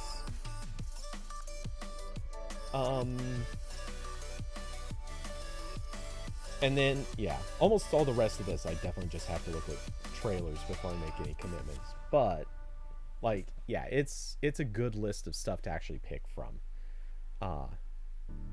A surprising number of documentaries also slipping into the list. That, I mean, every week there's usually a few, but actually a good set this time around. Let's see. So yeah, anyway, after this stream is over, I'm basically going to sit down, well, I'm going to continue sitting and poking around looking for the links, getting all this stuff ready, and then I'll be posting this tomorrow morning. Oh, hey, I just got a warning that YouTube is not receiving enough video to maintain smooth streaming. Why? Am I getting any errors with OBS? I'm not. OBS seems to think everything is peachy clean. So, not sure what's up with that. Let's see. Diablo, you did also throw me a link to something we posted. Let's get that on screen. I saw the story pop up, but I didn't really look at it closely. You're watching Hawkeye tonight too? Oh, that reminds me. Last night, oh my god, last night I watched Snake Eyes, the G.I. Joe origin movie. Don't. So bored. So bored. So bored. Could I it's bad. I mean, it's got mainstream quality to it, but holy crap, I almost stopped it twice. Have you ever watched a movie and just from literally minute 1 to the end thought, I just don't care?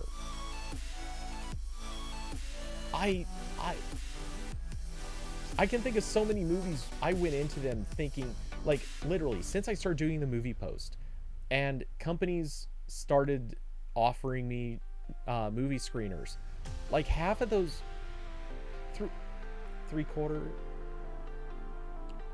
97% of those have been junk movies that I would never actually watch.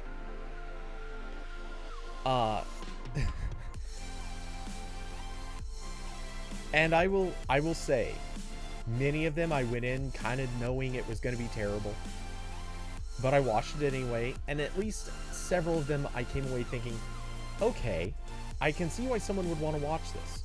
It wasn't bad. Or it was bad, but hey, I can see it being for somebody. The G.I. Joe movie, well, Snake Eyes, I don't think it's for anyone. I don't think it's actually for anybody. I couldn't figure out who it would be for.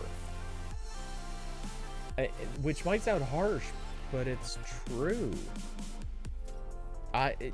because if you've never seen the franchise, I don't think you're going to be really attracted to this. And the movie and the storyline aren't good enough if that's what you're going for. There's a ton of stuff I could pick apart. There's a lot of stuff that I just wasn't into just as a regular movie watcher. And then if you're a hardcore fan of G.I. Joe, like, I mean, true hardcore, we're talking, you know, the same way that Star Wars has the hard, like, you know, people who can name 100 different worlds, stuff that never crossed the movies. Like, they read all the books, they've got details that nobody should be able to remember. If someone is a level of fan like that for G.I. Joe, they're going to be furious at this movie because it got some stuff wrong. Or maybe not got stuff wrong, but it changed stuff that used to be canon. So that's possibly not good. And like, the only people I think might like this were people who were nerdy about G.I. Joe, but not nerdy enough to remember details. And it would have had to be people who watched it as kids and really just still like that quality as an adult. I don't know. I can't explain it, but it was boring. It was lifeless. It needed something, and they just didn't have it there. So anyway, if you haven't seen it, don't watch. Let's see. Contrasting that, I watched Red Notice a few nights back. That's Gal Gadot, The Rock, and Ryan Reynolds. It's pretty good, yo. It's fun. I mean, it has that buddy hijinks movie going for it. It's fun. It's obviously Ryan Reynolds, so there's already kind of an automatic, like, this is gonna be good. I liked it. No question, I would watch that again. So Red Notice, big win. And it's kind of funny because Ryan Reynolds, it has already had a really good year. Did I see the Neo? What is this? I'll look that up too.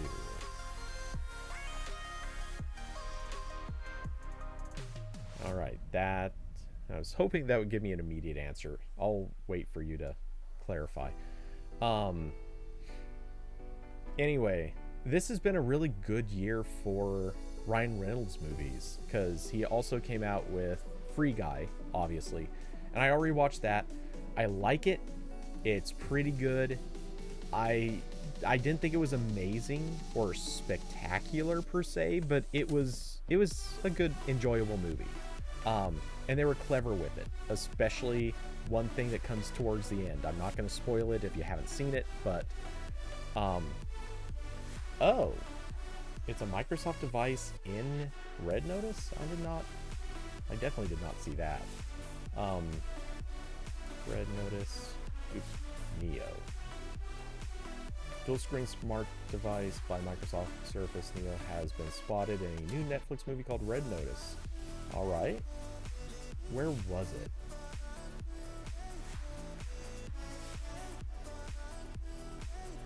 I legitimately do not remember. Oh, never mind. Okay, I remember seeing him use it. The way he uses it does not seem... It seemed like movie jokery kind of thing, because he literally is doing like he moves his face in front of it and behind, and it's, you know, it's kind of just immediately simulating his face moving in, so they digitally edited that part in.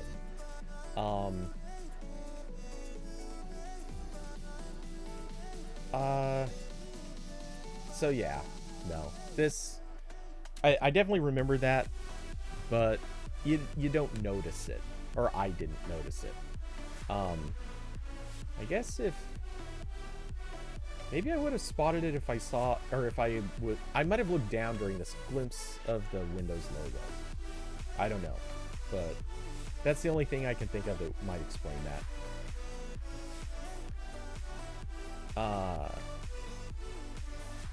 Sad it didn't come out in real life. Yeah, I don't think it's what they showed off wasn't going to.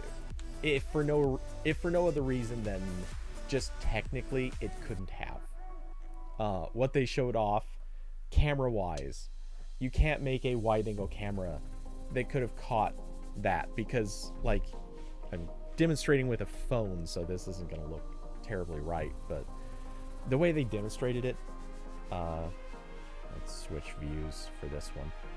The way they demonstrate it, like, he just moves the phone, like, right in front of his face, and as I recall, it's like this. He's holding it so close that this thing would not even be able to see, like, his chin. Yet it simulates having his face life-size directly in front of it. So it didn't stack up perfectly. It's good for the movie, but obviously unrealistic, which is fine. No complaint there. I didn't want to make, I wouldn't make any big deal out of that. But anyway.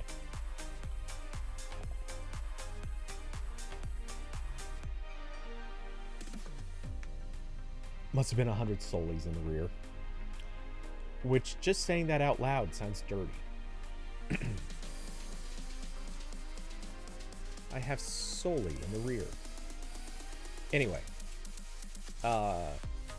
So... what was I going to say? Oh. So, yeah. Free Guy was great. Then... what was the other? Oh. Yeah, the other one that came out was The Hitman's Wife's Bodyguard. Which I had never even heard of The Hitman's Bodyguard. So I went back and watched for the first time Hitman's Bodyguard, which is pretty good. I mean, it's not great. Like, it's a little bit of a filler quality movie, but Sam Jackson and Ryan Reynolds together? Hell yeah. Also Selma Hayek. And then they decided to do a sequel, The Hitman's Wife's Bodyguard, and it's basically more of the same. Not a lot to say. Like, I wouldn't judge it as being better or worse. It was just basically the same kind of movie, just continued. Generally funny. Not something I would say rush out and watch, but hey, if you're looking for something to put on the list as like a fun action comedy, yeah, Hitman's Bodyguard and The Hitman's Wife's Bodyguard. Let's see. Anyway, so this now playing thing, let's check this out, because like I said, I didn't actually read or look at it too closely. Which I did like Will's subtitle. Not that you'll hear any of those songs from now to December 26th. No kidding. Anyway, Google keeps plenty of features exclusive to the Pixel phones these days, but in blah blah blah. Frequently updated local database. With an upcoming redesign, Now Playing is about to get even more helpful and more powerful. We first heard about some new features coming down the line last month, and it seems like that update is closer than ever. My favorite section for Now Playing is hidden in a new version of the Android System Intelligence, waiting to be enabled by Google. Once it's active, it'll let users dive into their listening history to a specific song, or to like specific songs, automatically adding them to a new dedicated tab. Right now, the Now Playing history page is just a single list, but once this update goes live, it'll split into two tabs with a modern material design look. If you've never checked your history before, you can find it by diving... Okay. Wait, so there's already a list. This is just making it so you can like stuff?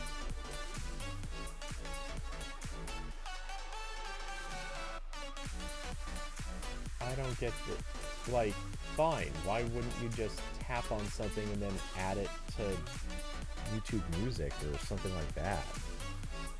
Or Spotify or wherever. I don't know. I guess if you need to come back to something, I'm not really sure I get the point of this. I mean, I can see where it would be useful. What I would actually do is, if I were doing this feature, I would actually do it so songs that you have heard a bunch of times show up in a list of, like, here's things that you hear all the time, a popular list. Because that way, if you're saying, oh my god, I've heard this song like 10 times today, what is it? You can go look. And likewise, maybe you want the other version of it, which is filter out stuff that you hear all the time. And then songs that have only come up like once in the last month or so. Well, once or twice, whatever. The lowest portion of songs. Like, I want that list too, because if I can say, oh my god, I haven't heard that in decades. What is that song? I want to be able to look that stuff up. That's the useful information that they could put into Now Playing. I mean, sure, give us likes, but, or bookmark it, basically. But don't limit us. Give us like a really cool feature. Something that you just can't get any other way. I feel like bookmarking a song is a pretty minimal half step for something. Okay, so that's cool. It just needs to be better. Samsung spending $17 billion to put a chip manufacturing plant in Texas. I did read about this. I don't think there was a whole lot really to say other than, yeah, they're promising it's going to generate 2,000 jobs. They're going to be getting a huge amount of, well, not huge comparatively, but they're going to be getting some money in grants and stuff like that to build in Texas. They're also asking for tax breaks, which of course they are. Why wouldn't they be? Anyway, I'm in favor of this in the bare sense that, yeah, it creates jobs. It's going to be a good thing for people who live there. I don't know. Like, there's nothing certainly bad to say about this. I guess I am a little curious whether or not they'll be producing the same things here. That's actually, to me, the bigger question in all of this is, what type of chips will Samsung be making here? Like, are they going to be making flagship level chips, and that way, like, then manufacturing and putting everything together will then all happen in the US? That would be kind of neat. Then they can save money on shipping. That's fantastic. Because let's be honest, if they could realistically save on the cost of shipping phones all the way from Taiwan or wherever, that would be fantastic. If, on the other hand, they're just making chips for other products, less exciting. I don't know. This is one of those things you need so many details, because who knows, maybe this chip manufacturing plant, well, let's see. This says the site will be located in the city of Taylor, about 25 miles northeast of Samsung's existing semiconductors headquarters in Austin. A groundbreaking is set for sometime in the first half of next year, and operations could rev up in the second half of 2024.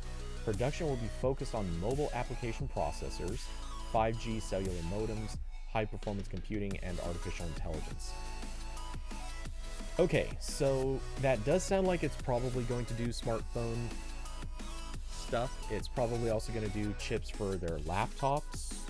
If they're going to be making those things here, it does make a lot of sense that they also do component assembly in the US.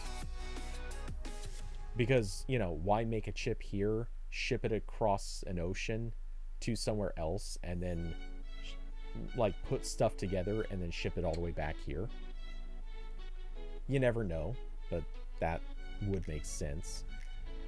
I mean, it would make sense to have everything here and do assembly here.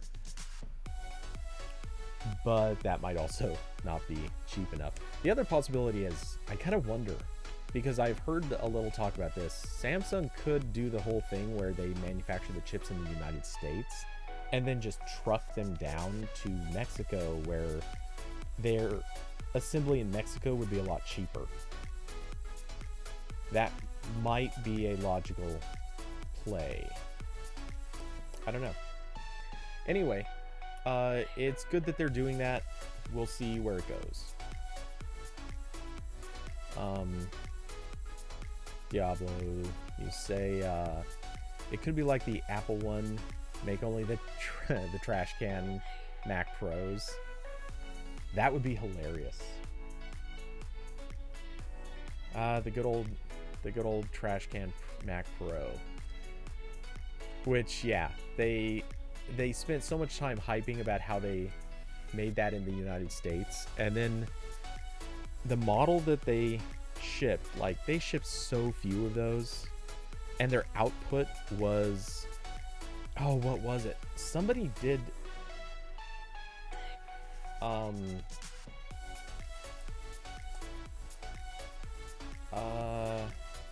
made in USA output.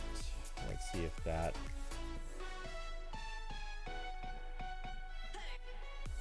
because somebody figured out that they could only output something like 10 a day for some really stupid number.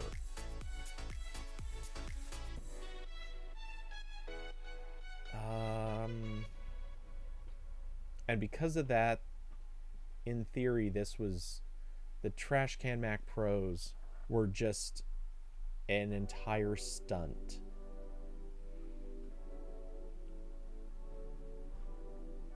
Okay, that's not it.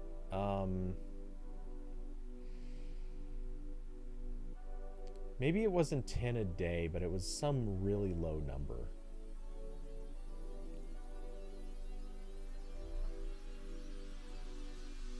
I don't...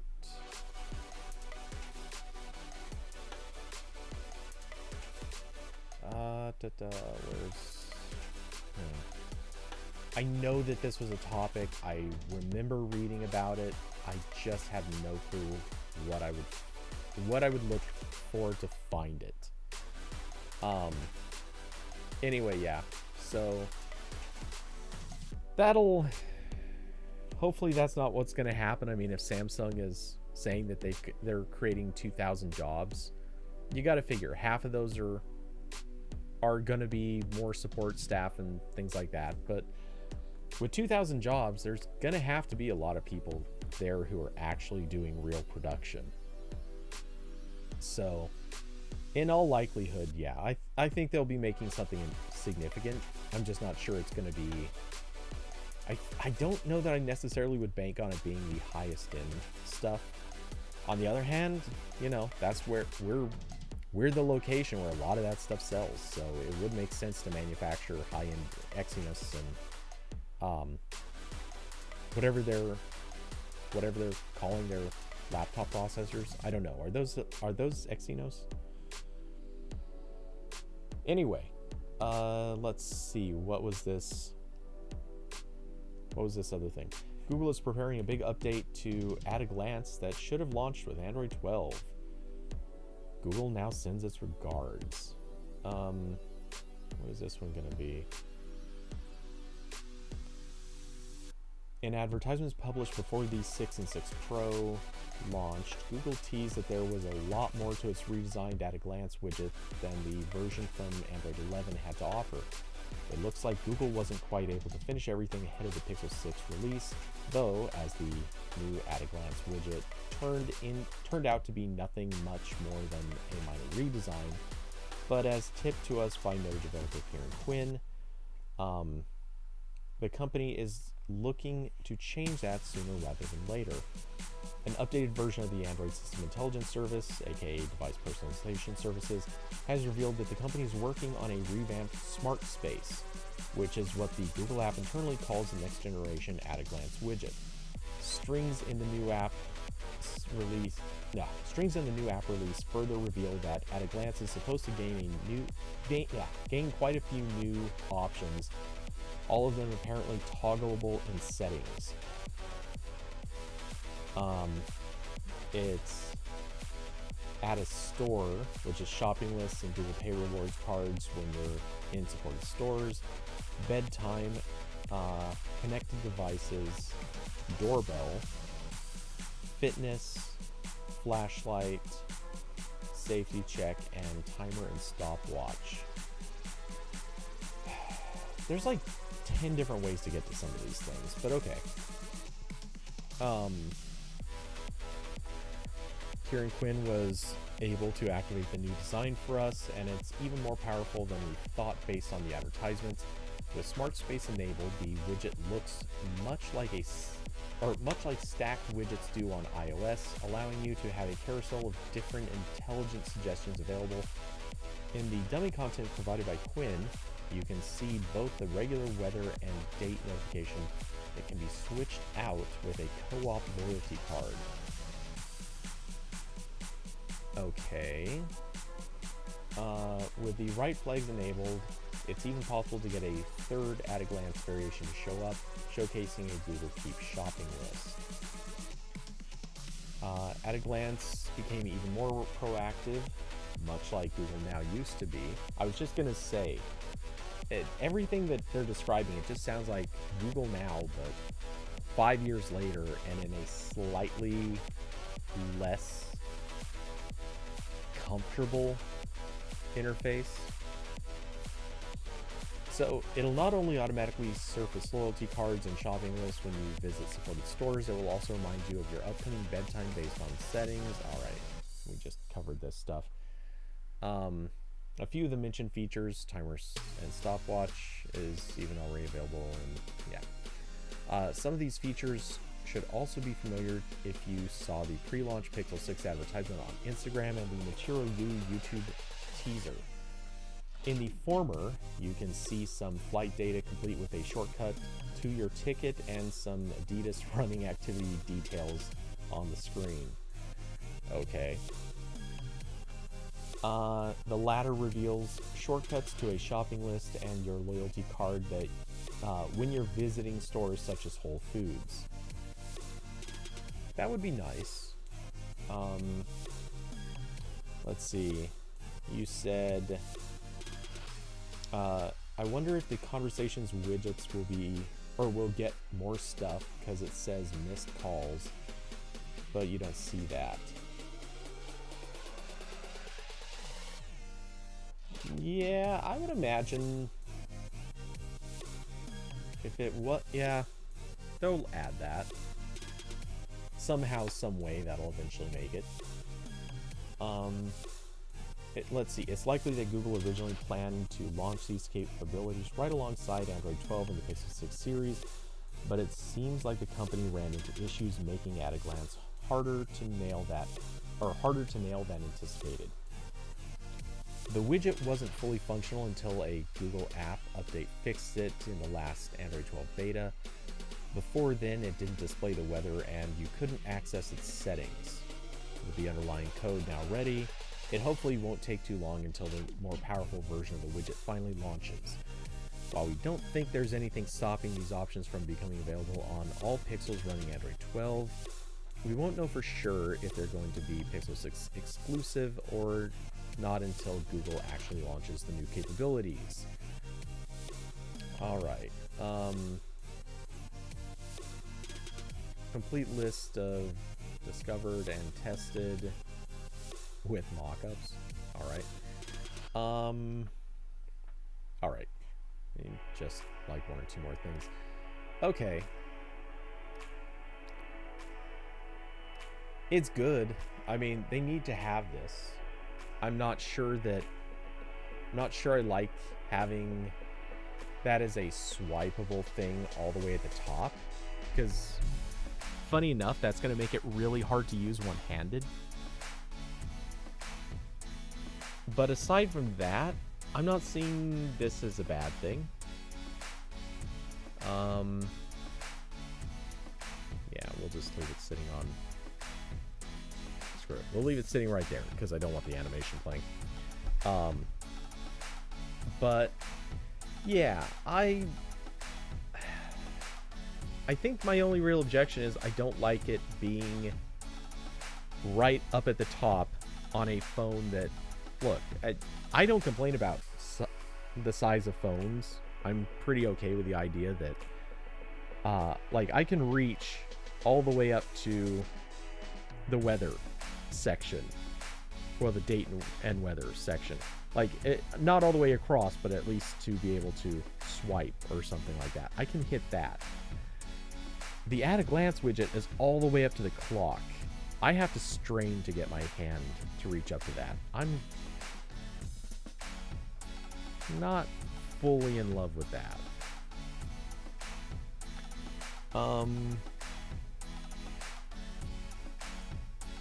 Let's see. Hope the calendar and weather shortcuts get better touch targeting. Yeah. There's a lot of little things that they still need to clear up. A whole lot of stuff they still need to clear up. Also, I'm just now realizing I forgot to... Oh, did I ever even sign this in? I did not.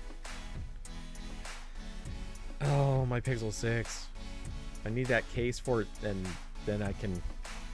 Like, there's nothing stopping me from signing everything in. Except when you don't carry the damn phone around with you half the time, unless you're, like, taking it out specifically to shoot pictures with it. Killing me. Killing me. Oh. I need my case. So hopefully that ships soon.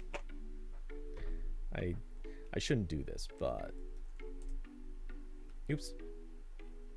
Oh hey, I went to the wrong address, but it's okay because that product must not be there anymore.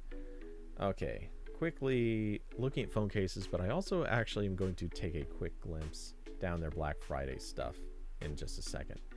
Okay, so looking for the Pixel cases, Pixel 6 Pro. Just checking, it says back order. Holy crap.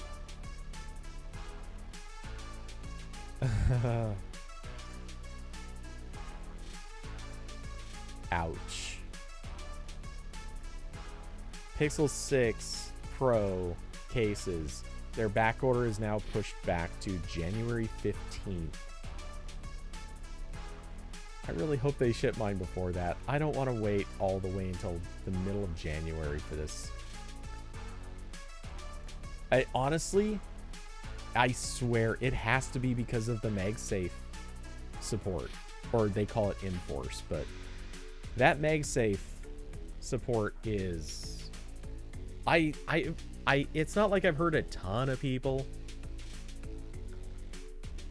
but I know at least a few have said that they wanted to get this purely because of MagSafe. They don't, like, some people do or don't like the case or whatever, but man, everyone I've heard talk about this case at all, it's like, well, we kind of would like to use all of the iPhone MagSafe mounting stuff. Yep, totally makes sense. I would too. As it stands, I already have stuff behind me that right over my shoulder I intend to be using with this, so it kind of makes me wonder, will any other companies, like some other companies, have to be looking at this and going, it's working for Moment, we need to get in on this too. Somebody has to be looking at this and saying exactly that. I would be. For that matter, especially the like high selling, or like the companies that price their stuff pretty high. You know, like I could see Spigen, whatever. I could see them not getting into this, but you know, the Bellroys and Nomad and a few of the others, they're already selling cases for $50. You gotta think they're probably looking at stuff and saying, well, we could add MagSafe to our leather cases and get like $70 or $80 out of them.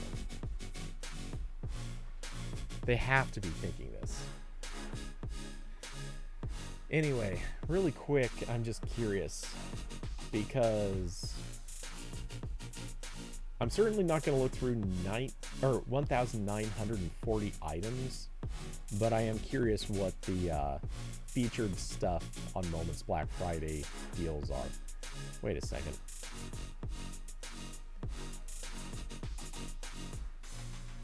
Filter by on sale. That helps.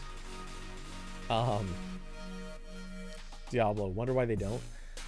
Honest answer, my hunch is it costs more to make, and if you make too many and don't sell enough cases, you're gonna end up you're gonna lose a lot of money doing that, or you could lose a lot of money. Case makers typically, since there's not a whole lot of change in their technology, it's usually just like making a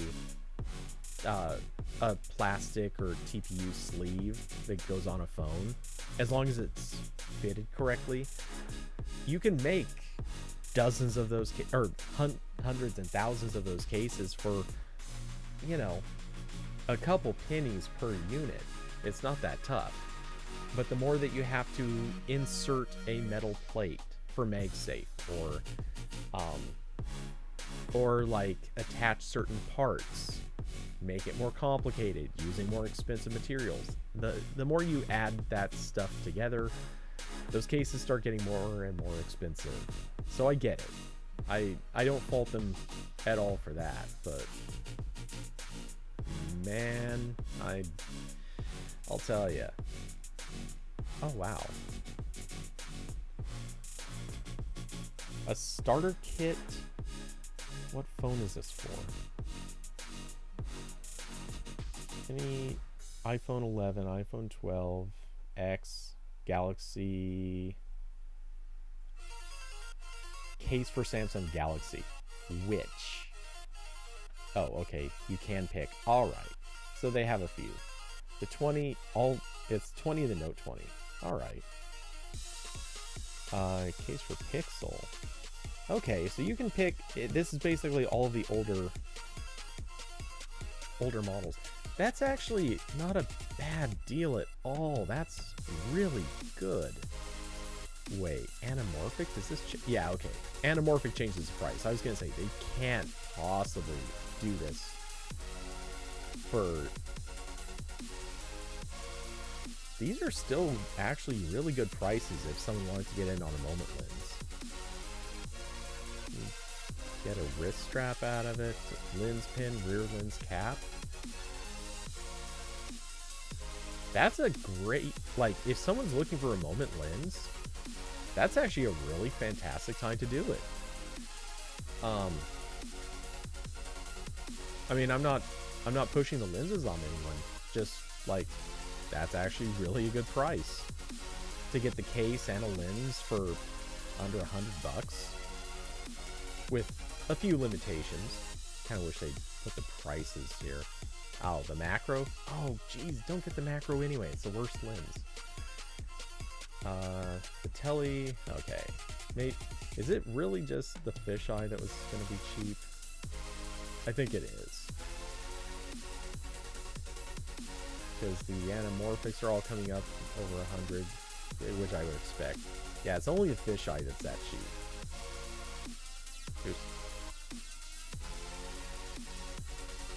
Yeah, I mean, I don't want to hate on the macro lens, but it's so limited in use. That's the problem. Oops. Actually, I guess the wide isn't as useful as it used to be. Because with the wide, you don't get a whole lot more than what you'd already get with just a phone that has a wide lens. And almost every phone is now coming with a wide lens. And since the wide lenses are gonna vignette super badly, if you were to put this Moment wide lens on top of them, usually Moment's cases don't support they don't support lenses on top of the wide angle on top of the wide angle camera on a phone. So typically they only put the mounting either on the main camera exclusively, or they put it on the main and a telephoto. So yeah, you wouldn't be able to use any of these over the wide lens most likely.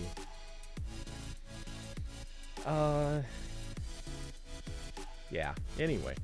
And unfortunately at this point, because every camera is turning different and companies are kind of building in a lot of wide lenses automatically and everything else, they're making Moment lenses less useful. That being said, some of them are definitely still useful. I mean, throw an anamorphic on there. It's more expensive, but anamorphic lenses have a distinct look to them.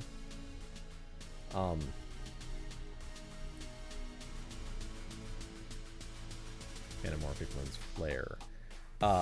If you've ever seen this in movies, this lens flaring effect, this is caused by an anamorphic lens. It's either caused by an anamorphic lens or J.J. Abrams getting a hold of the editing software and adding custom flares just for the hell of it. He's very literally famous for it. Anyway, so oops, did not mean to close that entirely. I was just gonna back out. Just curious if there's... Oh, come on, guys. Alright, we'll do this again. Oh, never mind. Ooh, the Cinebloom diffusion filter. That kind of was toying with the idea of trying to get one of those. Anything else in here that jumps out at me is a wow thing.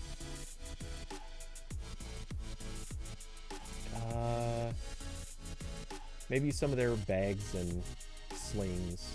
They're still pricey, it looks like, but hey. I don't know. This might not be too bad for 60 bucks. It's still expensive. Like, this is still on the very definite expensive side, but, you know, it's workable.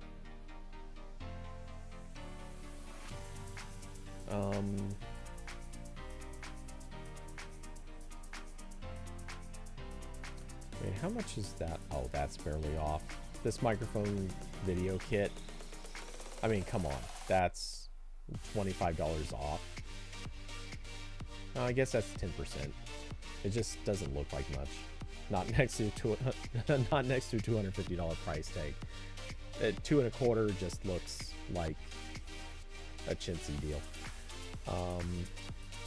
Alright, anyway, just figured I'd take a quick glance. Looks like a lot of bags. If you're interested in bags, they might have something, but probably, I don't know, it's going to depend on each person's interest. Let's close these tabs. Okay. Let's see, is there anything else? I'm kind of feeling like there probably isn't, which kind of lines up with my typical shows that have relatively few topics going in do have this tendency to end up closing at about 5 o'clock, and we're getting pretty close to that, so I have a feeling that's where we'll shut down. let's see. Trying to think what else. What else is there?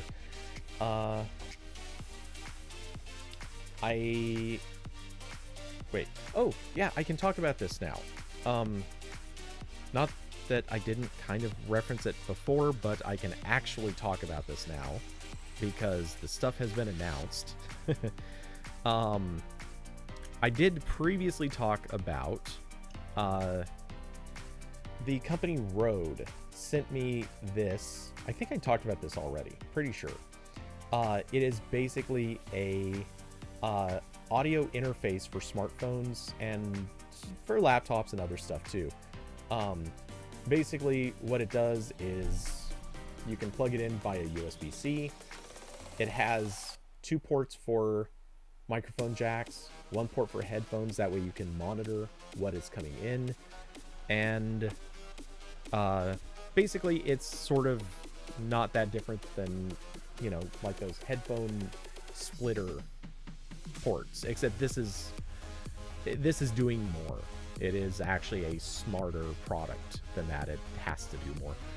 Anyway, for testing purposes, Rode did send me a couple of lavalier mics. These are the mics that you hook to, if I can actually do this correctly. These are the mics that you hook to a collar or something like that. In theory, you would feed this through your shirt, not have it hanging with the wire down, but you get the idea. Anyway, they sent me a couple of these to test with, but they are also sending me their new lavalier mic that just came out, or was just announced yesterday. I don't know if they're technically shipping it yet. Wait, was it announced yesterday or the day before?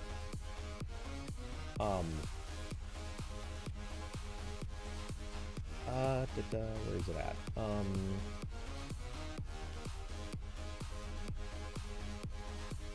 Okay, there's a follow-up email that actually just got sent an hour and a half ago. I need to email those guys, actually, just for another thing. Let's see. Yeah, so Tuesday they announced the new lavalier, and it's called the Rode Lavalier 2. Oh, that's weird. I thought it had a different name when they first emailed me about it. Good to know. I'll be checking that out too. Anyway, yeah, so they're sending the lavalier mic. I'm looking forward to testing that out, and for that, it is basically going to be a review with a few pictures and a whole bunch of me talking. So, I already have something specific in mind that I intend to read for audio testing. I plan on having fun with that. I don't know how good that'll turn out, but I do intend to have a little bit of fun with that. So, yeah, hopefully that review will not take very long. In fact, it almost can't take very long because it's going to have to go kind of quickly. But, and there's not that much to do. Like, it really is just do audio samples, take a few pictures, and publish kind of thing. Anyway, one thing did strike me. I was trying to think, why would you need a dual input for microphones? Like, what is the biggest purpose for this? And it struck me, there's actually a really good vlogging purpose that I can't believe I didn't think of in the past. So, let's see. I don't remember what the name of the microphone was. I think it was the Deity double-ended microphone. Let's try that.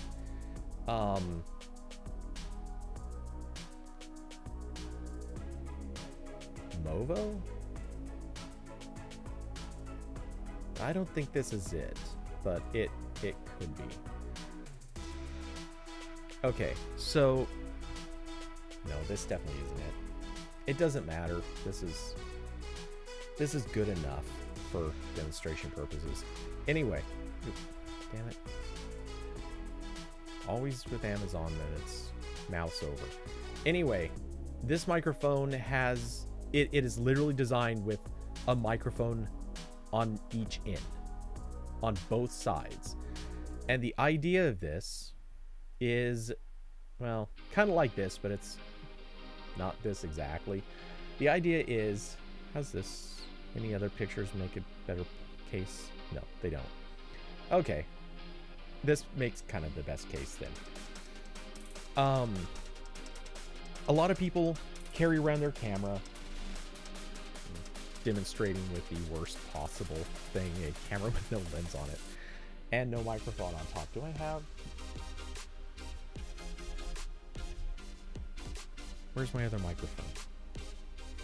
I don't know. So I'm actually going to demonstrate with the worst possible thing, something that is not actually a microphone, and it looks incredibly phallic. Because why would I not? Anyway. God. Oh, I should not do this. This is just bad right here. Anyway, a lot of YouTubers, they will shoot themselves with a microphone pointed one way, and then, like, as long as the camera is always pointed at them and the mic's pointed at them, this works great. There are some YouTubers who will then walk around and, like, they will film in front of them as they walk around, and if they try talking at the same time while they're filming something, let's say you're walking through New York at an event or something like that, and you see a thing and you're like, hey, you know, let's record this scene, this shot. If they try to offer any of their own commentary or context to it, the mic is pointed forward. Everything they capture is going to be there, and if their mic picks up anything, it's going to sound like this. They're hearing, like, you're hearing their voice barely there.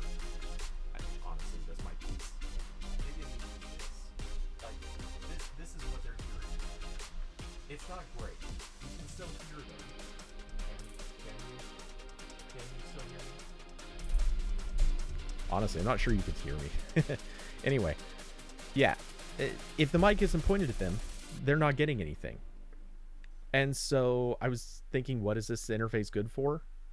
Well, the obvious answer is you plug in one mic on one side, and then you pop in a lapel mic or something else on the other side, and now you can capture yourself guaranteed while your camera captures whatever it points at.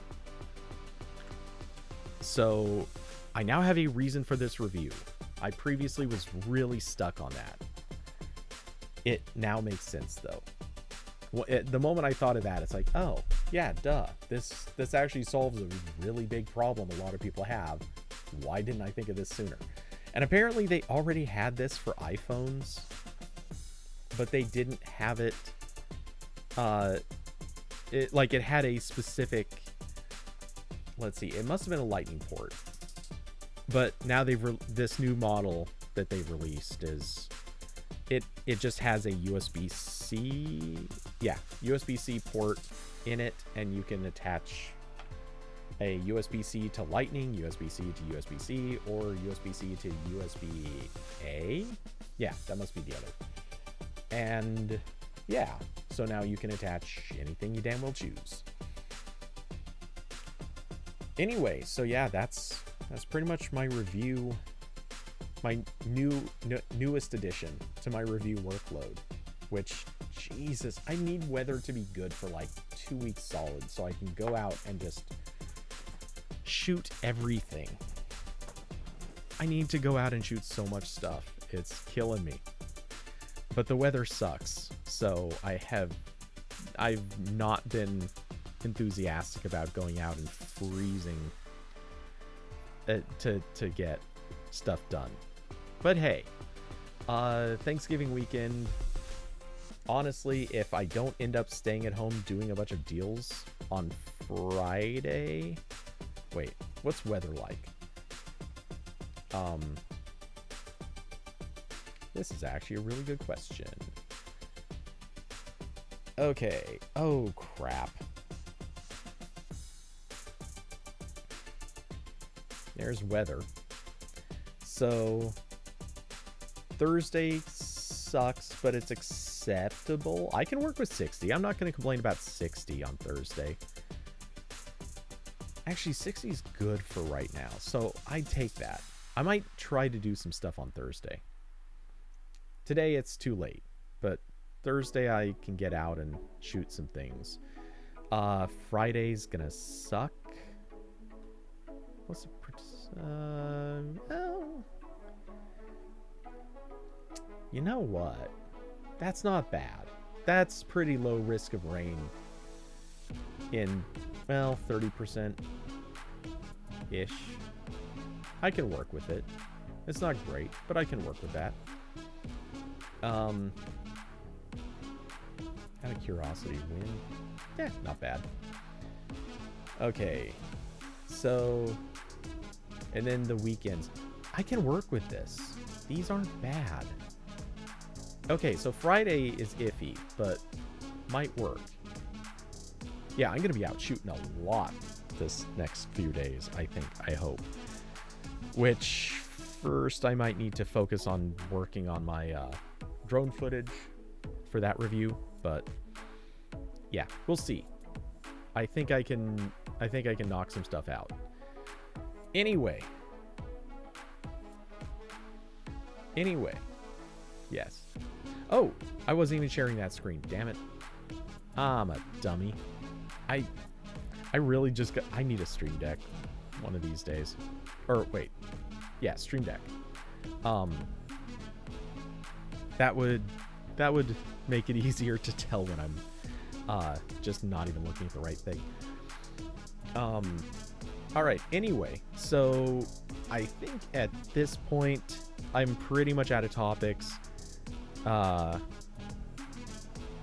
Looks like, yeah, nothing new in the RambleCast chat. Thank you, Diablo, for providing a couple of suggestions. That certainly helps me. Trying to think if there was anything else. I don't think so. So, with that, thanks everyone for coming by, joining, being part of the conversation, keeping me rambling. I hope you all have an excellent Thanksgiving weekend, the long weekend. Good luck with deal hunting if such a thing should catch your fancy. As previously mentioned, there is a chance that I will do some extra streams, possibly either tomorrow or Friday. The odds are dubious, but they exist. Certainly going to try to do some stuff this weekend. I don't know what exactly will be the plan for this weekend. There will probably be... Actually, depending on certain things, I may really need to push to do some photo edits, possibly before this weekend. But I have some stuff that might need editing anyway for this weekend. So there's a chance of a photo edit night, and I'll probably do a game stream night too. That way I can finally hit... Oh wait, I think Carson is in... Did he say Chicago? So this would actually be the worst possible week to do a... Phoenix Rising? Whatever the name of that game was. Yeah, that would be a bad weekend to actually do that specific game.